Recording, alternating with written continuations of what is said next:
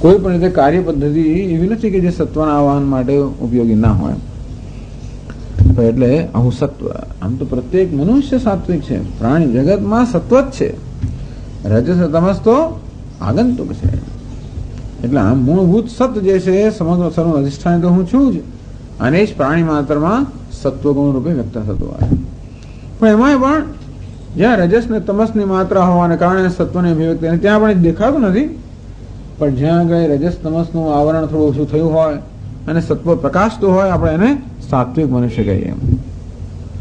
બડા સ્વામીજી પણ અમને કહેતા એ જમાનામાં કે તારામાં અમારે શું ફેર છે, અહીં જરા સત્વ થોડું વધારે પ્રકાશિત થાય અને તે ઓછું થતું હોય, ફેર શું છે?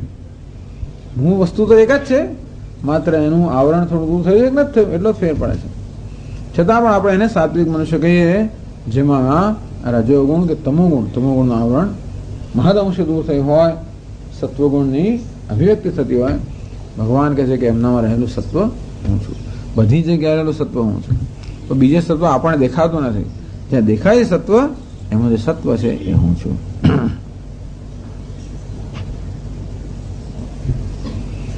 હવે તો ભગવાન બહુ એકદમ કંઈક વિચિત્ર વસ્તુ તો નહીં, પણ કંઈક એક વિલક્ષણ વસ્તુ કહે છે 37મા શ્લોકમાં.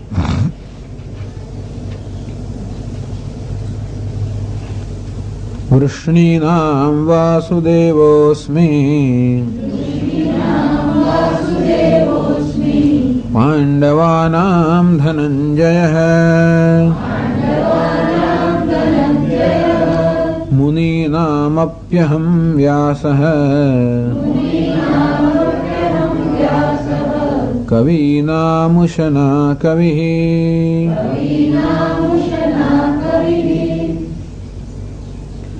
વૃષ્ણિનામ વાસુદેવોસ્મિ, વૃષ્ણિની મધ્યમાં હું વાસુદેવ છું. પાંડવાનામ ધનંજય, પાંડવોની મધ્ય હું ધનંજય છું.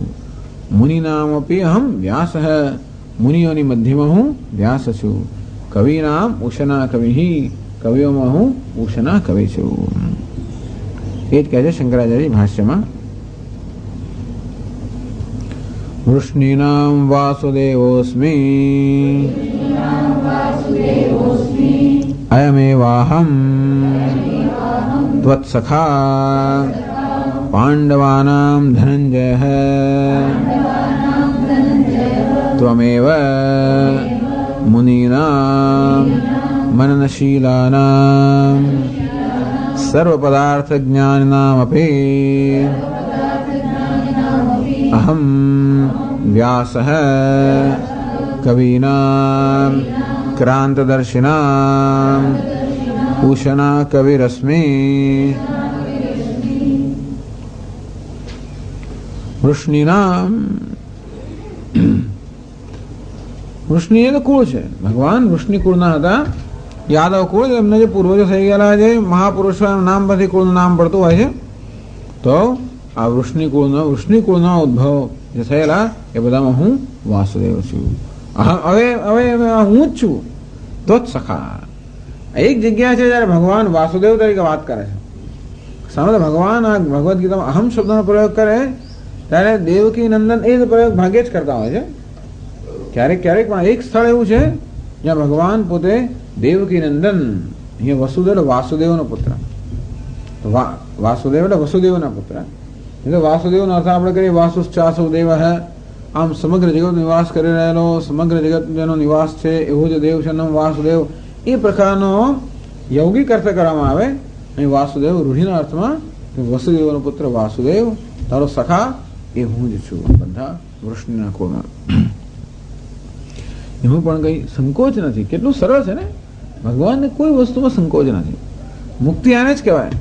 ટૂંકમાં આપણે બહુ આમ નમ્ર હોઈએ તો આપણી જાતની નમ્રતા વ્યક્ત કરીએ, પછી આમ મોટાઈ સ્વીકારતા આપણે સંકોચ થાય, અને બહુ મોટાઈ સ્વીકારતા ને પેલું નમ્રતા સ્વીકારતા સંકોચ થાય. ભગવાન કોઈ સંકોચ જ નથી.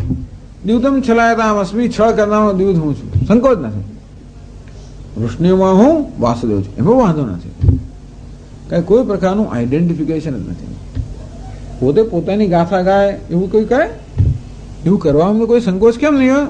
કારણ કે આની તો કોઈ પ્રકારનું અહમભાવ નથી. આ ઉપાધિ સાથે કશાય સાથે અહમભાવ હોય તો સંકોચ થાય. કોઈ અહમ ભાવ ન હોવાને કારણે કોઈ પ્રકારનો સંકોચ નથી. વૃષ્ણિમાં હું વાસુદેવ છે. તો જ સખા અર્જુન, તારો સખા જે છે એ વાસુદેવ એટલે હું એટલે કોણ? ભગવાન. એટલે હું જે પરમાત્મા, આ વૃષ્ણિઓમાં હું પરમાત્મા વાસુદેવના રૂપમાં છે. એનો અર્થ એવો થયો. તદુપદેષ્ટા અયમહમ. બધા પાંડવાના મધ્યે ધનંજય. હે અર્જુન, પાંડવોમાં તને ખબર નહીં હોય ધનંજય, ધનંજય દીદી ધનંજય. આ યુધિષ્ઠિર મહારાજે રાજસુ યજ્ઞ કર્યો અને ત્યારે અર્જુન પોતાની સેના લઈને એને બધા કેટલા રાજાઓનું ધન હરી દીધું. ખાસ એને મોકલવામાં કે આખું યુદ્ધ થયા પછી તો આ લોકો બે થઈ બિચારા કેવા થઈ ગયા, પાયમાલ થઈ ગયા છે ને. એટલે ધનની આવશ્યકતા હોય એટલા માટે આ યજ્ઞ કરવામાં આવે. અને જેથી બીજા બધા રાજાઓનું, ખાસ કયો રાજા મને યાદ નથી આવતું નામ, પણ એને ખાસ એનું ધન હરી લેવા માટે પણ અર્જુનને મોકલેલો. આ બધું ધન જીતીને આવેલા માટે એને ધનંજય કહેવામાં આવ્યા. એ પહેલા પણ એટલે ધન જીતીને આવેલો ધનંજય. જો કે રાજસુ યજ્ઞ પહેલા કરવામાં આવેલો. હા, યુદ્ધ પહેલા કરવામાં આવે.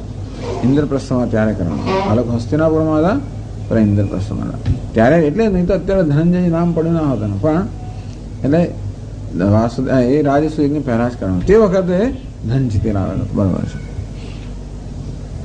એ પણ એ લોકો જંગલમાંથી આવેલા, એમને આપણે અડધું રાજ્ય આપવામાં આવેલું. માળવાડ ઇન્દ્રપ્રસ્થમાં એમની રાજધાની થઈ. એટલે એમને પણ ધન વગેરેની જરૂર હોય એટલે પણ આવા યજ્ઞ કરતા હોય, અથવા પોતાનો પ્રભાવ ફેલાવવા માટે પણ યજ્ઞ કરતા હોય. પણ આ તો ધનંજય એવો છે કે આંતરિક ધન જે છે, દૈવી સંપત્તિ રૂપે ધન જીતનારો છે ધનંજય. એ પ્રકારનું ધન પણ જીતનારો છે આ ધનંજય. હે અર્જુન, તું જ હું છું. મુનિનામ મનનશીલાનામ. મુનિન એ તાચ્છલ્ય ઇન પ્રત્યે જે છે એ શૈલ્ય બતાવે છે. એટલે શું કે બતાવે છે? સ્વભાવ બતાવે છે. એટલે મુનિ કોને કહેવામાં આવે? મનન કરવું જેનો સ્વભાવ છે નામ મુનિ. આમ જયારે જયારે ઇન પ્રત્યે આવે બ્રહ્મચારી, સંન્યાસી વગેરે, ત્યારે બ્રહ્મમાં વિચરણ કરવું એ એનો સ્વભાવ છે. ત્યાગ કરવો જેનો સ્વભાવ છે. મનન કરવો જેનો સ્વભાવ નામ મુનિ. હવે તો એટલે કે મનનશીલા નામ. આ મનન કરવું એનો સ્વભાવ થઈ ગયો છે, એને મુનિ કહેવામાં આવે છે. સર્વ પદાર્થ જ્ઞાન નામ અભી મુનિ નામ અભી. આ બધા મુનિ જ મહાન છે. સર્વ પદાર્થ જ્ઞાન નામ, બધા પદાર્થનું જેને જ્ઞાન હોય. વ્યાસ ભગવાન એટલે વેદ વ્યાસને સર્વજ્ઞ માનવામાં આવતા હતા.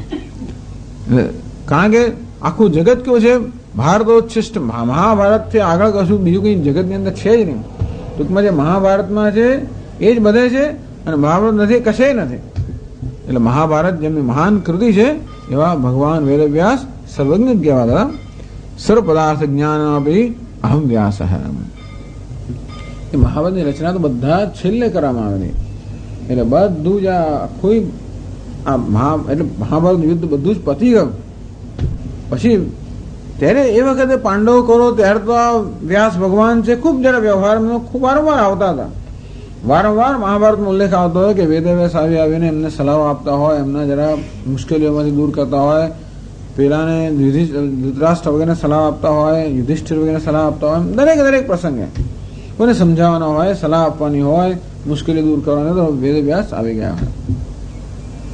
બધું પતી ગયા પછી છેવટે એ મુનિ હતા એટલે પછી હિમાલયની ગુફાઓમાં જઈને રહ્યા. અને ત્યાં આગળ પછી તપસ્યા તો જેને જન્મથી જ હતું. જન્મનું નામ તો કૃષ્ણ દ્વૈપાયન હતું. દ્વીપમાં જન્મ થયો માટે એનું નામ દ્વૈપાયન પડ્યું, અને કાળા હતા માટે એમનું કૃષ્ણ નામ પડ્યું. કૃષ્ણ દ્વૈપાયન. વ્યાસ એ નામ નથી, વ્યાસ તો ટાઇટલ છે, પદવી છે વ્યાસ. એટલે ભાઈ વ્યાસપીઠ, જે વિસ્તાર કરનારા નામ વ્યાસ. તો વેદનો વિસ્તાર કર્યો માટે પણ એમને વેદની પણ પ્રવચનો ખૂબ વિસ્તારપૂર્વક કરનારા હતા માટે પણ એમને વ્યાસ કહેવામાં આવે. ટૂંકમાં વિસ્તારપૂર્વક કોઈ વસ્તુનો વિસ્તાર કરવો, વિસ્તારપૂર્વક પ્રવચન કરવો વ્યાસ પદ્ધતિ કહેવામાં આવે છે. એમાં નિષ્ણાત હોવાને કારણે વ્યાસ કહેવાયા. અને વેદનું સંકલન પણ કર્યું, વેદના વિભાગ કર્યા એમણે. એટલે એવું કહેવાય છે કે એમણે આ ચાર એટલે આખા વેદના જે બધા મંત્રો હતા એને ઋગ, યજુઃ, સામ, અથર્વ એ પ્રકારે વિભાગ કર્યા. એ માટે પણ ખૂબ પ્રસિદ્ધ છે. સૌથી વધારે પ્રસિદ્ધ તો મહાભારતના કારણે છે. બીજું બધું એમણે કર્યું કે નહીં તો ભગવાન જાણે. વ્યાસ પણ એક નામ છે, વ્યાસ એક પદવી છે. એ દરેક મન્વંતરમાં વ્યાસ થતા હોય છે. એટલે આમ તો મુનિ એટલા માટે કહે છે એમને કે એમણે બધી રચનાઓ કરી, એમણે વેદનો તો વિભાગ તો કર્યા, મહાભારતની રચના કરી, 1,00,000 શ્લોકનું, આખી દુનિયામાં આવું મોટું આવું કોઈ કાવ્ય છે નહીં. અને બધા પુરાણોની રચના કરે. આવું તો ક્યારે કરી શકે? બધા જ પુરાણો અને ઉપપુરાણો બધી રચના એમણે જ કરી. એટલું જ નહીં પણ વેદાંતમાં બ્રહ્મસૂત્રની રચના કરી. એટલે ટૂંકમાં એવું કશું જ નથી જેની રચના વેદ વ્યાસે ન કરી હોય. કેટલો બધો આપણી સંસ્કૃતિમાં વ્યાસ ભગવાન વડે કેટલો આદર. કોઈ વ્યક્તિ નથી આપણી સંસ્કૃતિની અંદર જેને આટલો આદર થયો હોય. ભલે ભગવાન બધાનો આદર કરીએ છીએ આપણે, છતાં પણ ભગવાન તો અવતાર લઈને આવે ને જાય, પણ જેમણે કોઈક એવી ઇટરનલ અથવા તો શાશ્વત રચનાઓ કરી હોય, જેને સંસ્કૃતિનો ઉદ્ધાર કર્યો હોય અને માનવ જાત માટે જે આ પ્રકારનો આખી વારસો આપી ગયા હોય, એવા જો કોઈ સૌથી વધારે પ્રભાવશાળી હોય તો વેદવ્યાસ છે. એટલા માટે વ્યાસમ શુકમ, પણ વ્યાસ જેવું કોઈ મહાન આપણી સંસ્કૃતિમાં ખરેખર કોઈ છે જ નહીં. શંકરાચાર્ય પછી આવે, પણ વેદવ્યાસ એની પહેલા. એ તો એ ના આવ્યો હોત તો આપણી સંસ્કૃતિ શું થતું? એના વગર સંસ્કૃતિ હોત જ નહીં. વેદવ્યાસ ના હોત તો આપણી સંસ્કૃતિ હોત જ નહીં. શંકરાચાર્ય ના હોત તો સંસ્કૃતિનો પુનરુદ્ધાર ન થયો હોત, પણ વ્યાસ ના હોત તો સંસ્કૃતિ જ ના હોત. હવે સંકલન કરનારા એટલે મુનિ એટલે કઈ કક્ષાના મુનિ? પણ મહાભારતની રચના એટલે બધું પતી ગયા પછી જયારે એ ગયા એની હિમાલયની ગુફાઓમાં જઈને પછી એકદમ ખૂબ બધું તપશ્ચર્યા અને મનન તપશ્ચર્યાને કારણે આ બધું જે પ્રસંગો બની ગયેલા બધા કૌરવો અને પાંડવો અને બધા એના મનમાં એકદમ આમ નદીના પ્રવાહની આમ સ્ફુરવા માંડ્યા. અને ત્યારે પછી આ બધી વસ્તુની રચના કરવાનો પ્રશ્ન થયો. એવી ઝડપથી એમના મનમાં આ બધી વસ્તુ સ્ફુરે કાવ્યના રૂપમાં કે એમને કોઈક લેહીઓ જોઈએ. અને ત્યારે બ્રહ્માજીને પ્રાર્થના કરી કે એમને કોઈ લખનાર જોઈએ. તો બ્રહ્માજી કહે છે કે એક જ છે, અને તે ગણેશજી જ આ કરી શકે. અને પછી ગણેશજીનું જેવું આમ એમણે ચિંતન કર્યું, ગણેશજીના પ્રગટ થયા. તો આપણે જાણીએ ગણેશજી તો એક શરત કરી કે હું તું મારી લખવાનું બંધ ના થવું જોઈએ. બસ કે એટલી ઝડપથી તમારે હંમેશા ડિક્ટેશન કરાવવાનું, જેથી મારા લખવામાં કોઈ પણ ભંગ ના પડવા જોઈએ. ગણેશજીને એવી શરત પણ માન્ય રાખી. સારું, એક બીજી એટલી શરત છે કે હું જે લખાવો હોય તમારે સમજ્યા વગર નહીં લખવાનું, જે લખો એ સમજીને લખવાનું, એટલી શરત કરે. ગણેશજી કઈ બરાબર, કારણ કે એ વિશાળ બુદ્ધિના છે. નમોસ્તુતે વ્યાસ વિશાળ બંને. ગણેશજી તો મસ્તક મોટું છે એટલે એ તો બુદ્ધિના દેવતા છે, તો વ્યાસ પણ કેવા છે? નમોસ્તુતે વ્યાસ વિશાળ બુદ્ધે, વિશાળ બુદ્ધિના છે. એ લખવાનું શરૂ કરે પછી આમ જરાક વિચાર કરવાનો પ્રસંગ આવે એટલે એવો શ્લોક લખાવ્યો તો થોડો અટપટો, એટલે ગણપતિને વિચાર કરવો પડે, આમ જરા રોકાઈ જાય થોડા. એટલા માટે બીજા શ્લોકની રચના કરી નાખ્યા. 2.5 વર્ષમાં આખું મહાભારત, 1,00,000 શ્લોકોનું મહાભારત 2.5 વર્ષમાં એમણે એની રચના કરી. એટલે સૌથી વધારે એમનું જે વધારે ગ્લોરિયસ, એટલે સૌથી વધારે જો મહત્વ હોય વેદવ્યાસનું, એ મહાભારતને કારણે પંચમ વેદ. અને એટલા જ માટે કહે છે ને વેદવ્યાસ માટે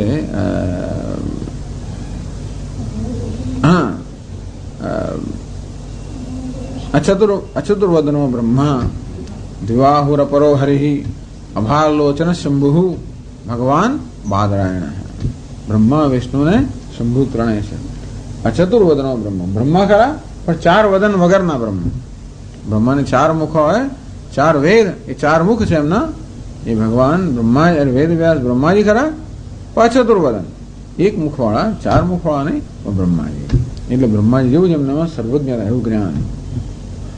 દિવાહુર અપરો હરિ, અપરો હરિ, એક તો હરિ છે ચતુર્ભુજ છે, આ બીજા હરિ છે પણ દ્વિબાહુ, 2 બાહુ વાળા. અભાલોચન શંભુ, આ પણ શંભુ છે પણ ભાલોચન વગરના. ભગવાન બાદરાયણ. એ ભગવાન બાદરાયણ શંકરાચાર્ય જે કહે છે બ્રહ્મસૂત્રની અંદર આધિકારિક અધિકરણમાં કે અપાંતર તપસ નામના એક મોટા ઋષિ હતા, એમનો પણ અવતાર. આમ તો ખરેખર તો ભગવાન બાદરાયણ ભગવાન વિષ્ણુનો અંશાવતાર હતા, પણ એમણે કહેવાય છે કે અપાંતરસ નામના એક મહાન ઋષિ થઈ ગયા. ભગવાન એમને આજ્ઞા કરી કે તમે આવી રીતે વ્યાસ રૂપે જન્મ લો અને પછી આ સંસ્કૃતના પ્રચારનું કાર્ય કરો. મોટા પ્રચારક, મિશનરી, મોટા મિશનરી. એટલા જ માટે જયારે શંકરાચાર્ય સામે પ્રગટ થયા અને જયારે શાસ્ત્રાર્થ થયો, પછી પ્રસન્ન થઈને પ્રગટ થયા, ત્યારે મિશનરી બનવાનો આદેશ આપ્યો કે ચાલો બીજા 16 વર્ષનું આયુષ્ય આપું છું, પ્રચાર કરો. એટલે ત્યાંથી શંકરાચાર્ય મહારાજે પ્રચાર કર્યો. એટલે બહુ જ મહાન. નમોસ્તુતે વ્યાસ વિશાળ બુદ્ધે.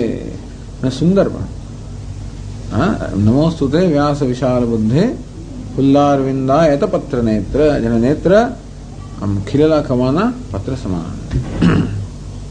તો એવા સુંદરતામાં બધું જ, એટલે વિનોબા ભાવે કહે છે કે જુઓ બધા જ આ કૃષ્ણ છે. ભગવદ્ ગીતાના ઉપદેશક કૃષ્ણ અને આપણી સામે એનો રિપોર્ટ કરનારો કૃષ્ણ, મૂળ નામ કૃષ્ણ જ હતું. ભગવાન કહે છે કે જેનો ઉપદેશ કરનાર, ઉપદેશ પ્રાપ્ત કરનાર અને ઉપદેશ ગ્રહણ કરનાર, એટલે ઉપદેશનો રિપોર્ટ કરનાર ત્રણેય કૃષ્ણ એક જ થઈ ગયા. કૃષ્ણ વાસુદેવ પણ હું છું, ધનંજય પણ હું છું, વ્યાસ પણ હું છું. સર્વ પદાર્થ જ્ઞાનાપી અહમ વ્યાસ. કવિના બધા જો કે વ્યાસનું આટલું બધું ચરિત્ર હોય છતાં પણ એમની જે કઈ મર્યાદાઓ પણ બધી બતાવી જ છે. આપણા શાસ્ત્રો એ દ્રષ્ટિ જરાય પણ કોઈ છુપાવનારા નથી. જે હોય બધું સીધું સીધું કહેનાર હોય. એટલે એમના જીવનની અંદર પણ જે કઈ નબળાઈઓ હતી કે ક્ષતિઓ હતી એ બધાનું પણ વિગતવાર વર્ણન છે. કોઈ ઋષિના મૂળમાં જવું જ નહીં. એટલે કહે છે કે કોઈનું મૂળ તો જાણવું. આપણે પાંડવો ને કૌરવો કહેવાય એમાં એકેય પાંડવ ને કૌરવ નથી. આમ જોવાય તો પાંડુનો એકેય પુત્ર જ નથી ને. એટલે બધા પુત્ર બધા દેવતાઓના છે એમ કહેવાય. પાંડુના પુત્ર બરોબર છે, કાંઈ કુંતી પાંડુને વરેલા હતા, પણ પાંડુના એકેય પુત્ર નથી. અને કૌરવોમાં પણ એવું જ છે બધું. મૂળ તો કૌરવનો ધૃતરાષ્ટ્ર અને પાંડુનો જન્મ જ ક્યાંથી થયો? એ પણ એમના પેલા કુરુના વંશ નથી આવે, એ પણ નિયોગ થઈએ તો આ વેદ વ્યાસ દ્વારા જ જન્મેલા છે. એટલે વિચિત્ર વીર્યની પેલી અંબા અને અંબાલિકા અને એમના બધા પુત્રો છે, પણ એ પાછા વેદ વ્યાસના છે એમ કહી શકાય. અને ધૃતરાષ્ટ્રને પણ પછી છેવટે. એટલે આમાં આમ પાંડવ કૌરવો જોવા જઈએ તો પણ આપણે મૂળમાં બહુ પડવાની જરૂર નથી. વેદ વ્યાસના મૂળમાં બહુ જોવાની જરૂર નથી કે એમના જીવનની અંદર પણ નજર કરી તો ઘણી બધી વસ્તુઓ થયેલી છે. અને છતાં પણ એમની ગ્લોરી કે એમની આવી મહત્તા ઓછી થઈ નથી. એ આપણા શાસ્ત્રોની એક મહાનતા છે. અને એટલા માટે આપણા શાસ્ત્રો આટલા બધા હજી આપણા જીવનમાં ભણાયેલા છે. આ બધા શાસ્ત્રો બીજી બધી સંસ્કૃતિમાં જીસસ ક્રાઇસ્ટ કે બીજા કોઈ પણ હોય એ લોકોને એવા પરફેક્ટ એટલે કે પૂર્ણ વ્યક્તિ તરીકે પ્રગટ કરવામાં આવે કે કોઈ દિવસ આપણે એનું અનુસરણ કરી જ ના શકીએ.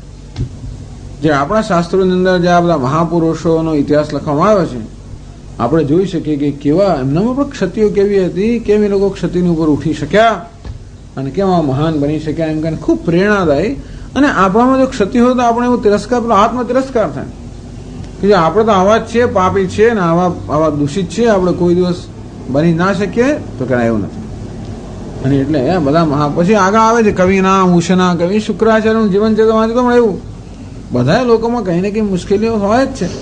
જો મનુષ્યનો સ્વભાવ છે એ સ્વભાવનો વશ બધા જ થયેલા છે. કોઈ એમાં પરાશર પણ મુક્ત નથી, વ્યાસ પણ મુક્ત નથી અને શુક્રાચાર્ય પણ મુક્ત નથી. કવિનામ ક્રાંત દર્શનામ ઉષના કવિ. કવિ નામ છે, એક કવિ નામ છે ને એક કવિનો પછી યોગી કરતા છે.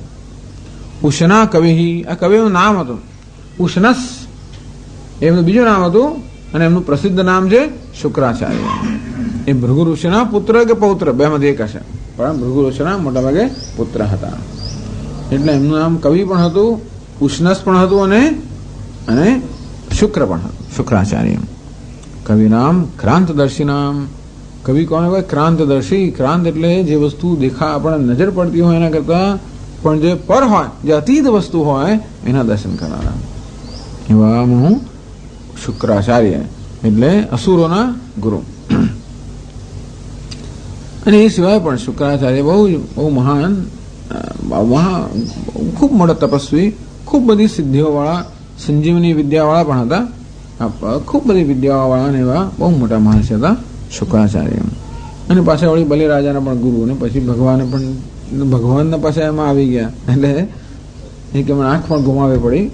પણ એ શુક્રાચાર્ય ખૂબ ટૂંકમાં ખૂબ જ મહાન તપસ્વી અને બહુ મોટા જ્ઞાની એવા શુક્રાચાર્ય.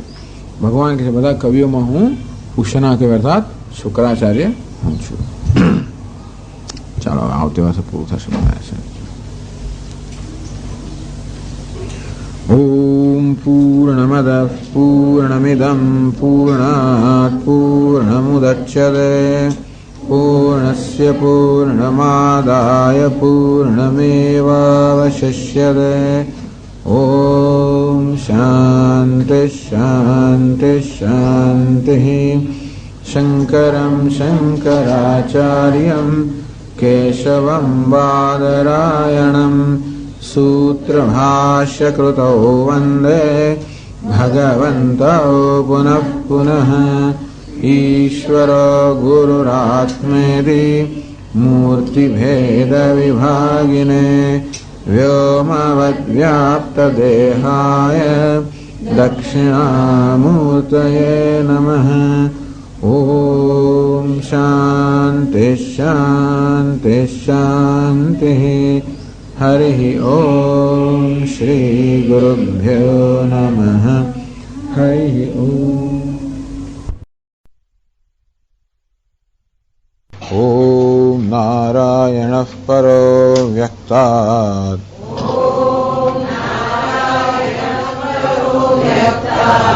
અંડમવ્યક્તસંભવम् અંડસ્યાन्तસ્ત્વિમે લોકાઃ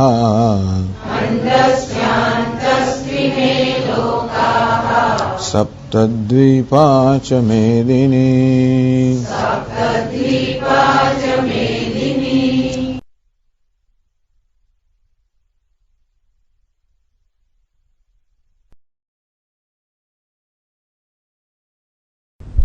અથવા દ્યુતનો વિચાર પણ આપણને આવે કે છ નો વિચાર સામે આપણે મનો જયારે ઘૃણા જન્મે, આમ છેતરપિંડીનો અન્યાયનો વિચાર આવે એટલે આપણે થાય કે આ કેવું છે બધું. ભગવાન કે છેતરપિંડી પણ હું જ છું, એમાં વધારે છેતરપિંડી કરનાર, છેતરનાર, બધું જ હરી લેનાર જે છે એવો ચેમ્પિયન છેતરનાર હું છું. એ કુશળતા છે ને, ટેલેન્ટ છે. તો કે ભગવાને કયા કયા પ્રકારની આવડત ને કુશળતાઓ જગતમાં રચેલી છે, એટલે બધી પણ કુશળતાઓ છે. આ કુશળતાઓ કોઈ ખેલાવવાની જરૂર નથી, પણ જ્યાં પણ આવી કુશળતા દેખાય કે આ માણસ ઘર ફાળું હોય, ચોર આવે ને ખાતર પાડે, અને એવી કુશળતાથી પણ એવી કુશળતા આપણું પાકેટ લઈ જાય, એટલે કે આપણને એમાં જે થતું હોય થાય, ગયું પાકીટ. પણ પેલા પ્રત્યે ઘૃણા તો જન્મે આપણને, છતાં પણ એનામાં પાકીટ લઈ જવાની જે ખિસ્સા કાતરવાની જે કુશળતા છે એ કોની છે? એ ભગવાનની. એ ભગવાન એ રીતે વ્યક્ત થાય ત્યાં. ટૂંકમાં ભગવાન જુદી રીતે વ્યક્ત થતો હોય છે, જેવી ઉપાધિ એની અભિવ્યક્તિ.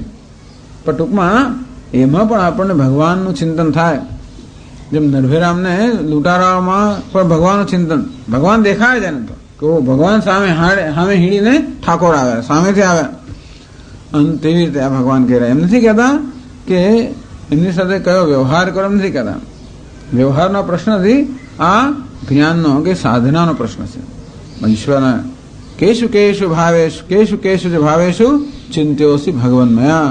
ભગવાન કયા કયા ભાવમાં, કયા કયા આપને અભિવ્યક્તિમાં મારે આપનું ચિંતન કરું, તો ભગવાન એ બતાવે છે.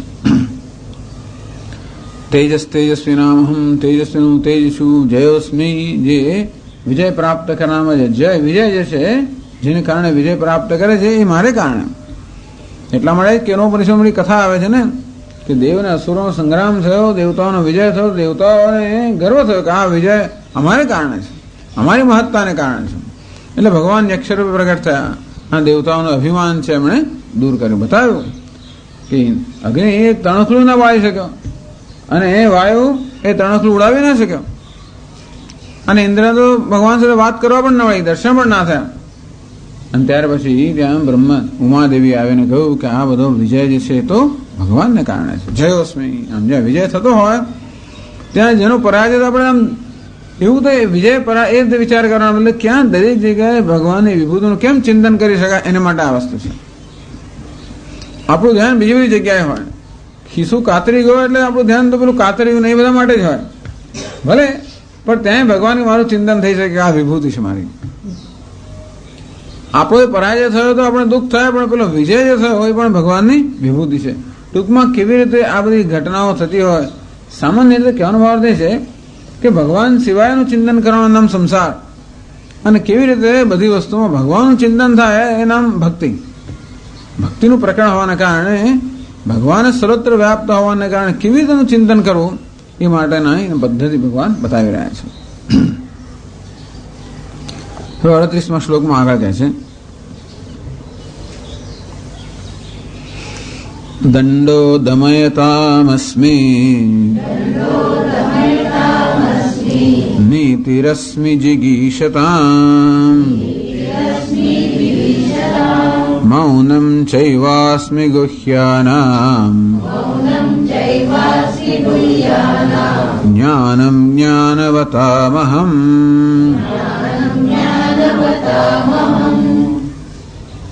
દમયતામ, દમયત દમન કરનારાઓ, જે દમન કરનારા છે એનું દંડ છું. દંડથી લોકો દમન કરતા હોય ને તો દમન કરનારા હાથમાં રહેલો દંડ હું છું. નીતિરશ્મિ જિગીષતામ, જિગીષત વિજય પ્રાપ્ત કરનારો છે, જીતનારાઓ છે, એનો હું નીતિ છું. મૌનમ ચૈવાસ્મિ ગુહ્યાનામ, બધું ગુહ્ય છે અર્થાત ગોપનીય જે છે અથવા તો છુપાવવાના સાધનો છે. ગુહ્યનો અર્થ એમાં હું મૌન છું. જ્ઞાનમ જ્ઞાનવતામહમ, અને એ જ્ઞાનવત અર્થાત જે જ્ઞાન ધરાવનારા છે એ સ્વરૂપનું હું જ્ઞાન છું. જો ભગવાન કહે છે, શંકરાચાર્યજી ભાષ્યમાં કહે છે, દંડઃ દમયતામ દમૈત્રીણામ અસ્મિ અદાંતાનામ દમકારણમ નીતિરસ્મિ જિગીષતામ જેતુમિચ્છતામ મૌનમ ચૈવાસ્મિ ગુહ્યાનામ ગોપ્યાનામ જ્ઞાનમ જ્ઞાનવતામહમ. દમયતામ એટલે દમૈત્રીણામ, દમન કરનારાઓ. એટલે કયું દમન શા માટે કરવામાં આવે છે? રાજાનામાં દંડ હોય છે. રાજા શું કરે? શાસન કરનાર છે. શાસન કરવાનું એટલે અદાંતાનામ દમકારણમ. જે લોકો અદાંત હોય અર્થાત જે લોકો સ્વતંત્ર હોય, સ્વચ્છંદ હોય, જે લોકો ધર્મનું કે નીતિનું પાલન ન કરનારા હોય એવા રાજ્યમાં જે હોય એને દંડ આપવો એ પણ રાજાનો ધર્મ છે. ટૂંકમાં આ દંડ શું છે તો કે કોઈને દંડ આપવો એના માટે દંડ રાખવામાં આવતો હોય છે.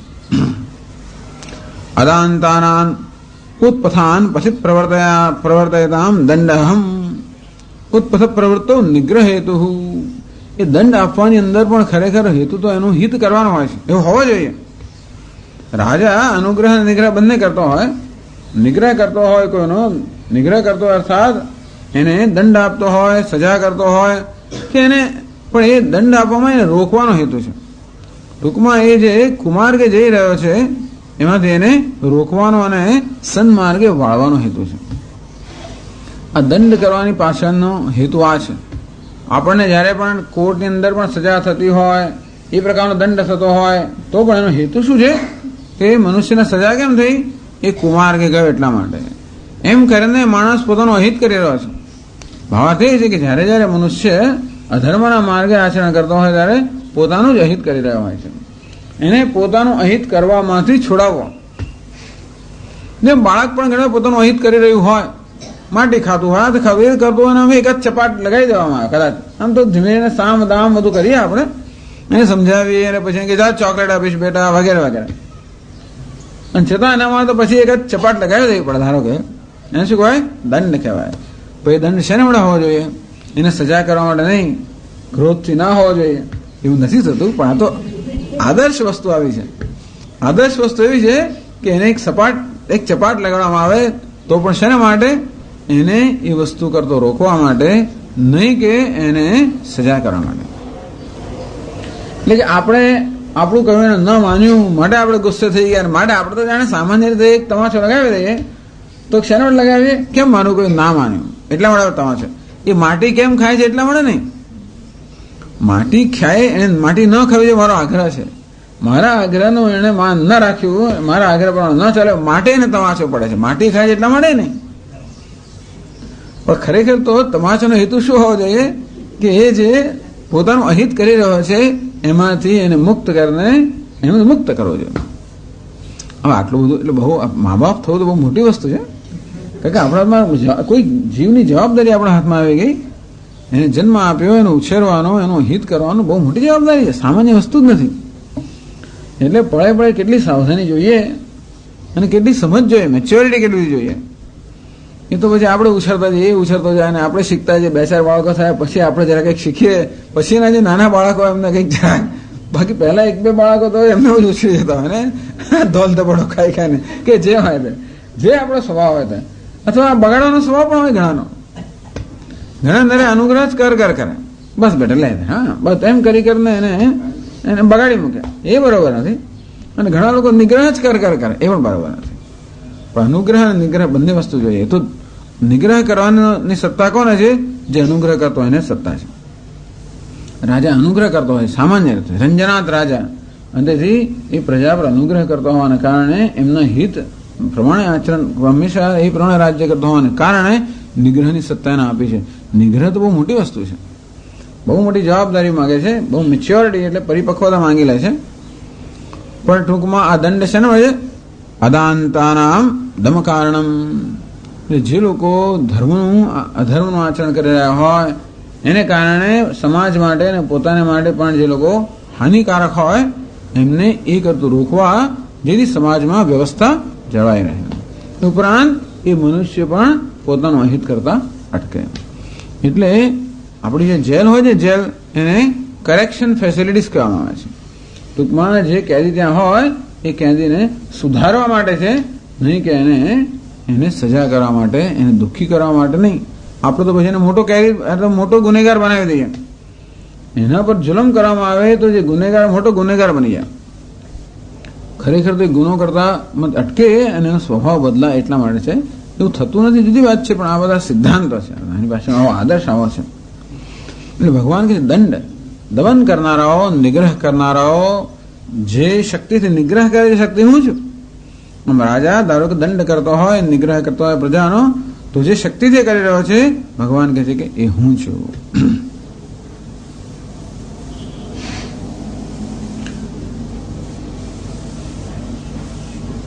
નીતિ અસ્મિ જિગીષરામ, જિગીષત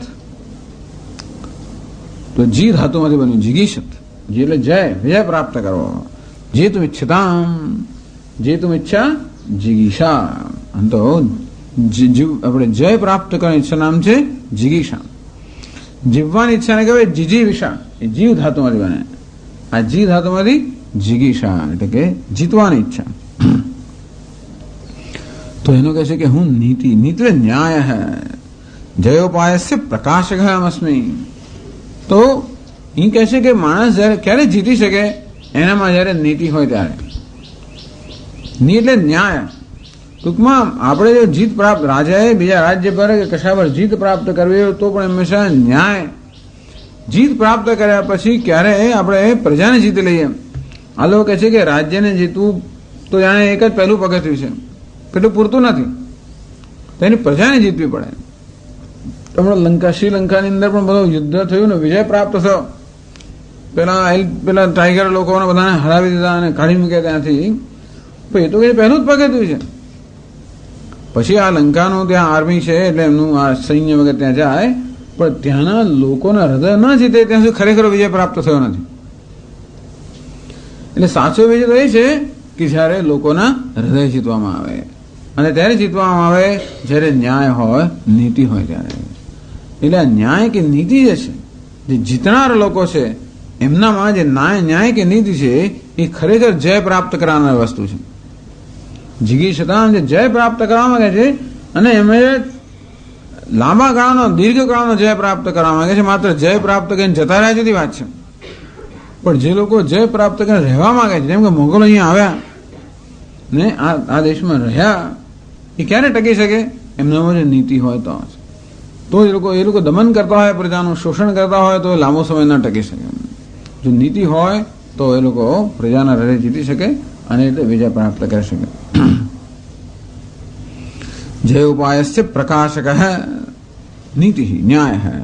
આ જયનો ઉપાય છે એ ઉપાય દેખાડનારા ન્યાય છે. મૌનમ ચૈવાસ્મિ ગુહ્યાનામ ગોપ્યાનામ. તો કે મૌન આજે છુપાવવાનું છે. ગોપ એટલે છુપાવવું જોઈએ. ગુહ્ય એટલે ગોપનીય, જેને આપણે ખરેખર રહસ્ય રાખવું જોઈએ, છુપાવવું જોઈએ. એમાં મૌન છું. બે રીતે સમજી શકાય. કોઈ વસ્તુ છુપાવવી હોય તો છુપાવવાનું સર્વશ્રેષ્ઠ સાધન મૌન છે. આમ બીજું ઘણી આપણે છુપાવતા હોઈએ છીએ અને ઢાંકતા હોઈએ, આમ તેમ કરતા હોઈએ, એમ કરીને વસ્તુને છુપાવીએ, પણ વસ્તુને છુપાવવાનું શ્રેષ્ઠ સાધન મૌન છે. બસ બોલવાનું જ નહીં. પ્રગટ થઈ ગયું તો ગમે તે છુપાયું હોય, આ છેવટા પોલીસો જાણી કેમ જાય છે? ગુનો કર્યા પછી એ લોકો પગીરું આમ કરતા હોય છે ને બધા ગુનાઓ પકડી પાડે છે. કેમ? કારણ કે જેને પકડ્યો બોલી ગયો. એમને છુપાયો તો બધી બહુ જગ્યા હોય, બોલ્યા એટલે પછી ગમે તે પકડી પાડેલો, ગમે તે છુપાયો હોય તો ન બોલો તો પકડાય નહીં. તેથી મૌનમ ગુહ્ય, જે છુપાવવા માટેના જે સાધનો છે બધા હું મૌન છું. અથવા જે છુપાવવા જે વસ્તુઓ છે એમાં મૌન છું એવું જયારે કહીએ તો પછી એટલે પહેલા વાચયમત્વમ, ટૂંકમાં મૌન નહીં કરતો કે વાણી ન બોલવી, ટૂંકમાં ન બોલવું, ન બોલવા 9 ગુણ એ રીતે જ છે કે જેથી જે આપણી બધી અંદરની જે લાગણીઓ હોય ને વૃત્તિઓ પણ આપણે છુપાવી શકીએ. બહુ કુશળ માણસ હોય તો આપણી વૃત્તિઓ જાણી જાય, બોલ્યા વગર પણ જાણી જાય, પણ સામાન્ય રીતે ના જાણે લોકો. એટલે આપણે અંદરનો શું ભાવ છે આપણે છુપાવી શકીએ, અને આપણે જે કંઈ રક્ષણ કરવા માંગીએ છીએ એને આપણે છુપાવી શકીએ મૌનથી. અથવા ચતુર્થ આશ્રમ પ્રવૃત્તિ, મૌન એટલે મુનિભાવ. મુનિભાવ એટલે સંન્યાસ શ્રવણ પૂર્વકમ આત્મન નિર્ધ્યાસન લક્ષણ મૌનમ. ભગવાન કહે છે કે ખરું મૌન કયું? ભગવાન 17મા અધ્યાયમાં મૌનને માનસ તપમાં ગણાવે છે. વાણીના તપમાં મૌન નથી. વાણીના તપમાં તો કેમ બોલવું એ સમજાવે છે, પણ મૌનને માનસ તપ કહે છે. એટલે મન પણ જયારે શાંત થઈ જાય એ અવસ્થાને મૌન કહે છે.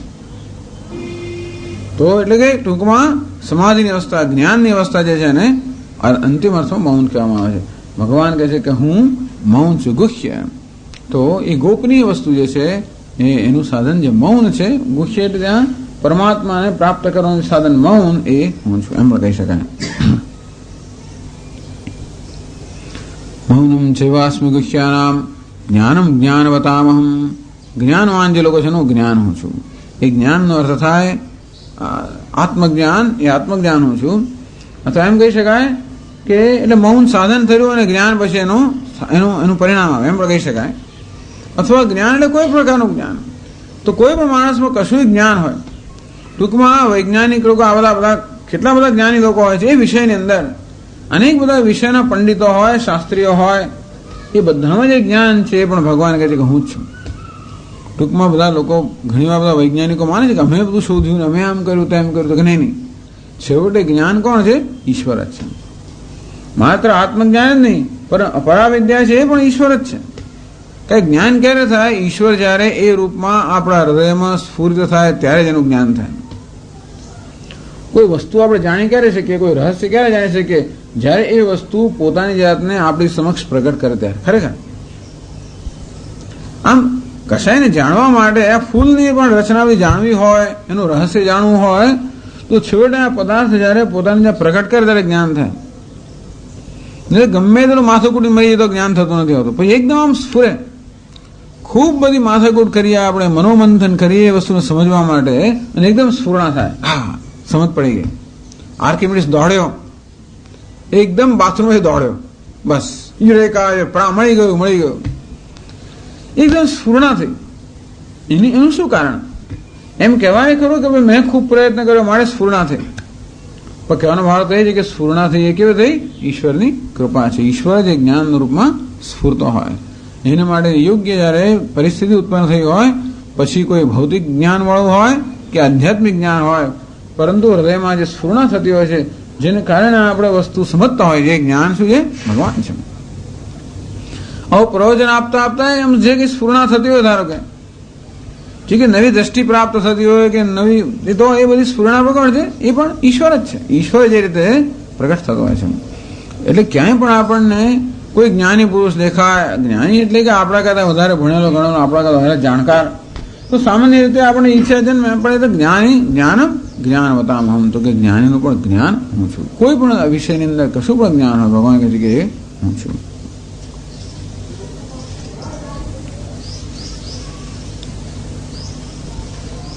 બસ હવે ભગવાન એનો ઉપસંહાર કરે છે વિભૂતિનો.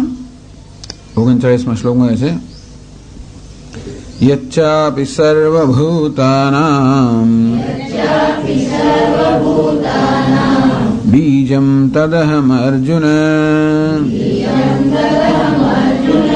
ન તદસ્તિ વિના યત સ્યાત. સ્યાન નથી, સ્યાત છે ત્યાં, પછી તનો ના થઈ ગયો. મયા ભૂતમ ચરાચરમ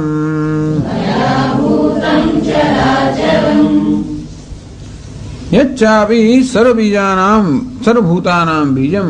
અને હે અર્જુન, આ બધા ભૂત એટલે કે જળ ચેતન જગતમાં જે કઈ છે જે બીજ છે, કારણ છે, તત અહમ અર્જુન. અર્જુન, આ બધાનું જે કારણ છે, જેને કારણે જગતનો વિકાસ થઈ રહ્યો છે, એ બીજ હું છું. બીજ પ્રરોહ કારણમ, અંકુર ફૂટવાનું જે કારણ છે નામ બીજ, જેને કારણે અંકુર ફૂટતો હોય નામ બીજ.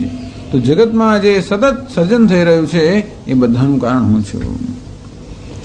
ન તદસ્તિ વિના યત સ્યાત મયા ભૂતમ ચરાચરમ. કયા પ્રકારનું કારણ છું?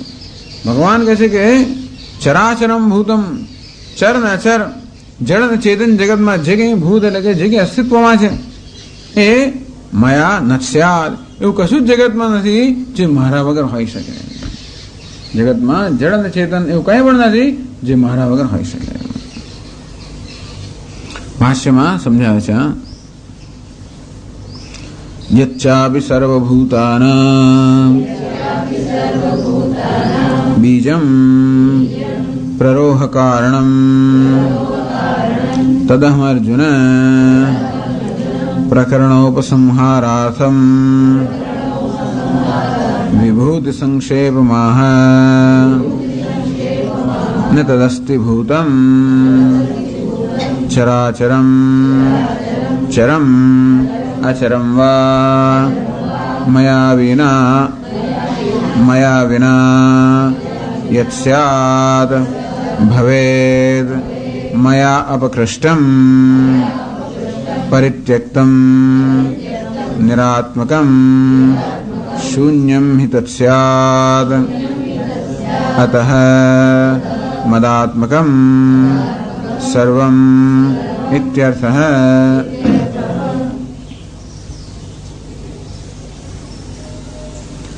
યચ્ચાપિ અને જે વળી સર્વભૂતાનામ બીજમ, બીજ શબ્દને સમજાવે છે પ્રરોહ કારણમ. પ્રરોહ એટલે પેલો અંકુર જે ફૂટે છે ને એનું કારણ. બીજ કોને કહેવાય? બીજ દેખાતું નથી આપણને. બીજ વસ્તુ એવી છે આપણે જોઈ ન શકીએ. આપણે શું જોઈએ કે અંકુર જોઈ શકીએ. અંકુર તો આપણે દેખાય એ પરથી બીજ હોવાનું આપણે અનુમાન કરીએ કે અંકુર ફૂટ્યો માટે એનું કોઈ કારણ હોવું જોઈએ. તો જે કારણથી અંકુર ફૂટે છે એનું નામ બીજ. અંતે કોઈ પણ જગ્યાએ કોઈ પ્રકારનો અંકુર ફૂટતો હોય, અર્થાત કોઈ પણ નવી વસ્તુનું સર્જન થતું હોય, આપણે ત્યાં આગળ અનુમાન કરી શકીએ કે એનું કોઈ કારણ હોવું જોઈએ. કઈ પણ જગ્યાએ ક્યાંય નવું થતું હોય, સર્જન થતું હોય અને પ્રત્યેક ક્ષણે સર્જન થઈ રહ્યું છે, આપણે દેખાય કે ન દેખાય, આપણા શરીરમાં હજારો કોષો જન્મતા હોય, મરતા હોય, બધું ઘણું થઈ રહ્યું છે. તો સર્વત્ર નવું થઈ રહ્યું. દરેક વસ્તુ પોતાનો સ્વભાવ સતત બદલી રહી હોય છે. કોઈ પણ વસ્તુ બીજી ક્ષણે પહેલા હતી એવી હોતી જ નથી. આમ પ્રત્યેક ક્ષણે કંઈ ને કંઈ નવું સર્જાઈ રહ્યું હોય તો એ સર્જન માટેનું બીજ એટલે કે કારણ ભગવાન કહે છે કે હું છું. તદહમ અર્જુન તન્માયોપાધિકમ ચૈતન્યમ અહમેવ. એમ તો માયાને પણ બીજ કહેવામાં આવે છે. જગતનું કારણ કયું? માયા કે અવ્યક્ત. પણ ભગવાન કહે છે કે હું ચૈતન્ય વગર માયા પણ ક્યારેય કાર્યશીલ ન બની શકે. અંતે એથી ભગવાન કે હું બીજ છું. તો કયો ભગવાન? માયા સહિતનો ચૈતન્ય. નિરુ ચૈતન્ય પણ બીજ ના બની શકે, કારણ કે ચૈતન્યમાં કારણ બનવાની યોગ્ય પર્યાપ્ત નથી. કારણ સામગ્રી નથી. ચૈતન્યમાં કારણ બનવાની સામગ્રી નથી. માયામાં સામગ્રી છે પણ માયા સ્વતંત્ર નથી. એટલે એકલું ચૈતન્ય પણ જગતનું કારણ ન બની શકે, એકલી માયા પણ જગતનું કારણ ન બની શકે. તેથી માયા ઉપહિત ચૈતન્યમ, માયા સાથે સંયોજાયેલું ચૈતન્ય, માયામાં પ્રતિબિંબિત ચૈતન્ય, કે માયાનું અધિષ્ઠિત ચૈતન્ય, અધિષ્ઠિત માયા અથવા માયામાં પ્રતિબિંબિત ચૈતન્ય. આ રીતે ટૂંકમાં આમ તો કારણ કે માયા અને ચૈતન્યનો સંયોગ પણ ના થાય. એ પણ એ છે. એવું નથી કે બેનો સંયોગ થયો, કોઈ આશ્રિત સંયોગ શક્ય જ નથી. જેમ ઘડાના આકાશનો સંયોગ કેમ થાય? બે જોડાઈ ના શકે. બે હંમેશા સમાન સત્તાવાળી વસ્તુ જોડાઈ શકે. આપણે આકાશને ઘડા સાથે બાંધી ના શકીએ, કશે બાંધી ના શકીએ, કારણ કે સમાન સત્તા નથી. અંતે ખરેખર તો આ બ્રહ્મ કે ચૈતન્ય માયા સાથે જોડાઈ શકે નહીં, બેનું કંઈ જોડાણ શક્ય નથી. એ જોડાણ માત્ર અજ્ઞાનને કારણે છે, આપણે અધ્યાસ કરતા હોઈએ છીએ અને એ રીતે જોડાયેલા છે. જેમ પેલો સ્ફટિક હોય એ રંગ સાથે જોડાયેલો નથી, એ જોડાણ કેવું છે? અધ્યાસને કારણે છે. તો ભગવાન કહે છે કે એ રીતે ચૈતન્ય એટલે માયા સહિતનો હું, માયા એટલે વારંવાર ભગવાન કહે છે ને, પ્રકૃતિ સ્વામ અવષ્ટભ્ય વિસૃજામી પુનઃ પુનઃ, મારી પ્રકૃતિને વશીકૃત કરીને હું વારંવાર આ જગતનું સર્જન કરતો હોઉં છું. ટૂંકમાં જગતનું કારણ કયું? તો કે ચૈતન્ય સહિત, માયા સહિત ચૈતન્ય. એ હું એટલે કે સગુણ બ્રહ્મ એ સર્વભૂતાનામ બીજમ પ્રરોહ કારણમ, તો હું જ આ સમગ્ર જગતનું કારણ છું. ટૂંકમાં જગતમાં જે કંઈ થઈ રહ્યું છે એ મારે કારણે થયું છે. 9મા અધ્યાયમાં કહેલું હેતુનાને કૌંતે જગત વિપરિવર્તતે. હે અર્જુન, જગતમાં બધી પ્રવૃત્તિ ચાલી રહી છે એ શેને કારણે? હું અધ્યક્ષ છું એટલા માટે. હું ચૈતન્ય સાક્ષી સર્વનો અધ્યક્ષ હોવાના કારણે આ જગતમાં બધી જ પ્રવૃત્તિ છે, ના હોય. આમ તમે જુઓ, કોઈ પ્રવૃત્તિમાં ચૈતન્ય તો હોય જ છે. કોઈ પ્રવૃત્તિની અંદર હંમેશા જ્ઞાન તો રહેલું જ હોય છે, ચૈતન્ય રહેલો જ હોય છે. સાક્ષી રૂપે રહેલો હોય, ફળ રૂપે રહેલો હોય, પ્રેરક રૂપે રહેલો હોય. પ્રવૃત્તિને પ્રેરણા કરનાર પણ ચૈતન્ય, પ્રવૃત્તિના પરિણામે અનુભવ થાય એ પણ ચૈતન્યથી પ્રકાશિત હોય, અને પ્રવૃત્તિ કરવાની શક્તિ જોઈતી એ પણ ચૈતન્ય એનું પણ અધિષ્ઠાન હોય. આમ બધી રીતે ચૈતન્ય તો સર્વત્ર રહેલો જ છે. ભગવાન કહે છે કે આ જગતમાં જે કંઈ વિપરિવર્તન થાય છે એ હું છું માટે થાય છે. ટૂંકમાં જગત બધું ભગવાનનો નિર્દેશ કરી રહ્યો છે.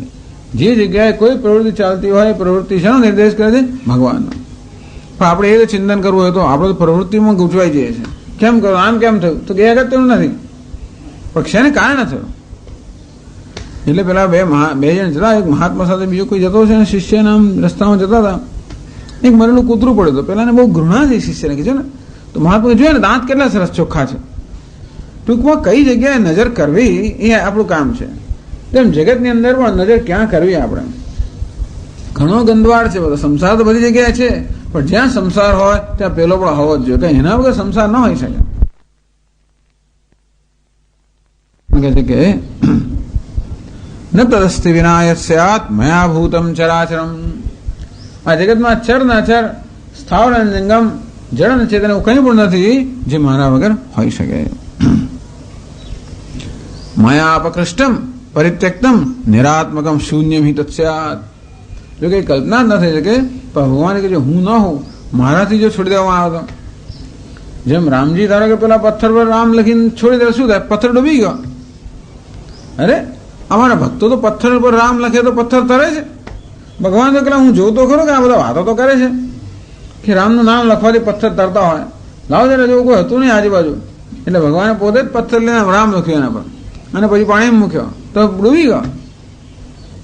એમનો સેવક તો હોય જ જોડે, તમને ખબર હોય કે ના હોય તો પણ ભગવાન ચિંતનમાં છે. વિચારો પડી કે આ ખરું થયું. ત્યારે પછી હનુમાનજી ઘણી વાર તો ભગવાને પણ સમજાવવું પડે. ભગવાને ખબર ના કે મારું ભગવત્વ કેવું છે, કે મારે આપે જેનો ત્યાગ કર્યો કેમ તરી શકે, રહી જ કેમ શકે? માયા પરિત્યક્ત માયા અપકૃષ્ટમ. તો ભગવાન કે જે મને લઈ લેવામાં આવે કશાયમાંથી, પરિત્યક્તમ નિરાત્મકમ શૂન્યમ હિ તત્સ્યાત. ટૂંકમાં ત્યાં શૂન્ય સિવાય કશું રહે જ નહીં, નિરાત્મા. હું બધાનો આત્મા છું, મારા વગર જગતમાં કંઈ હોય જ ના શકે. અને તેથી બધાનું ઉપાદાન કારણ હું છું. અને બીજનો અર્થ એ જ થાય, બીજ એટલે ઉપાદાન કારણ.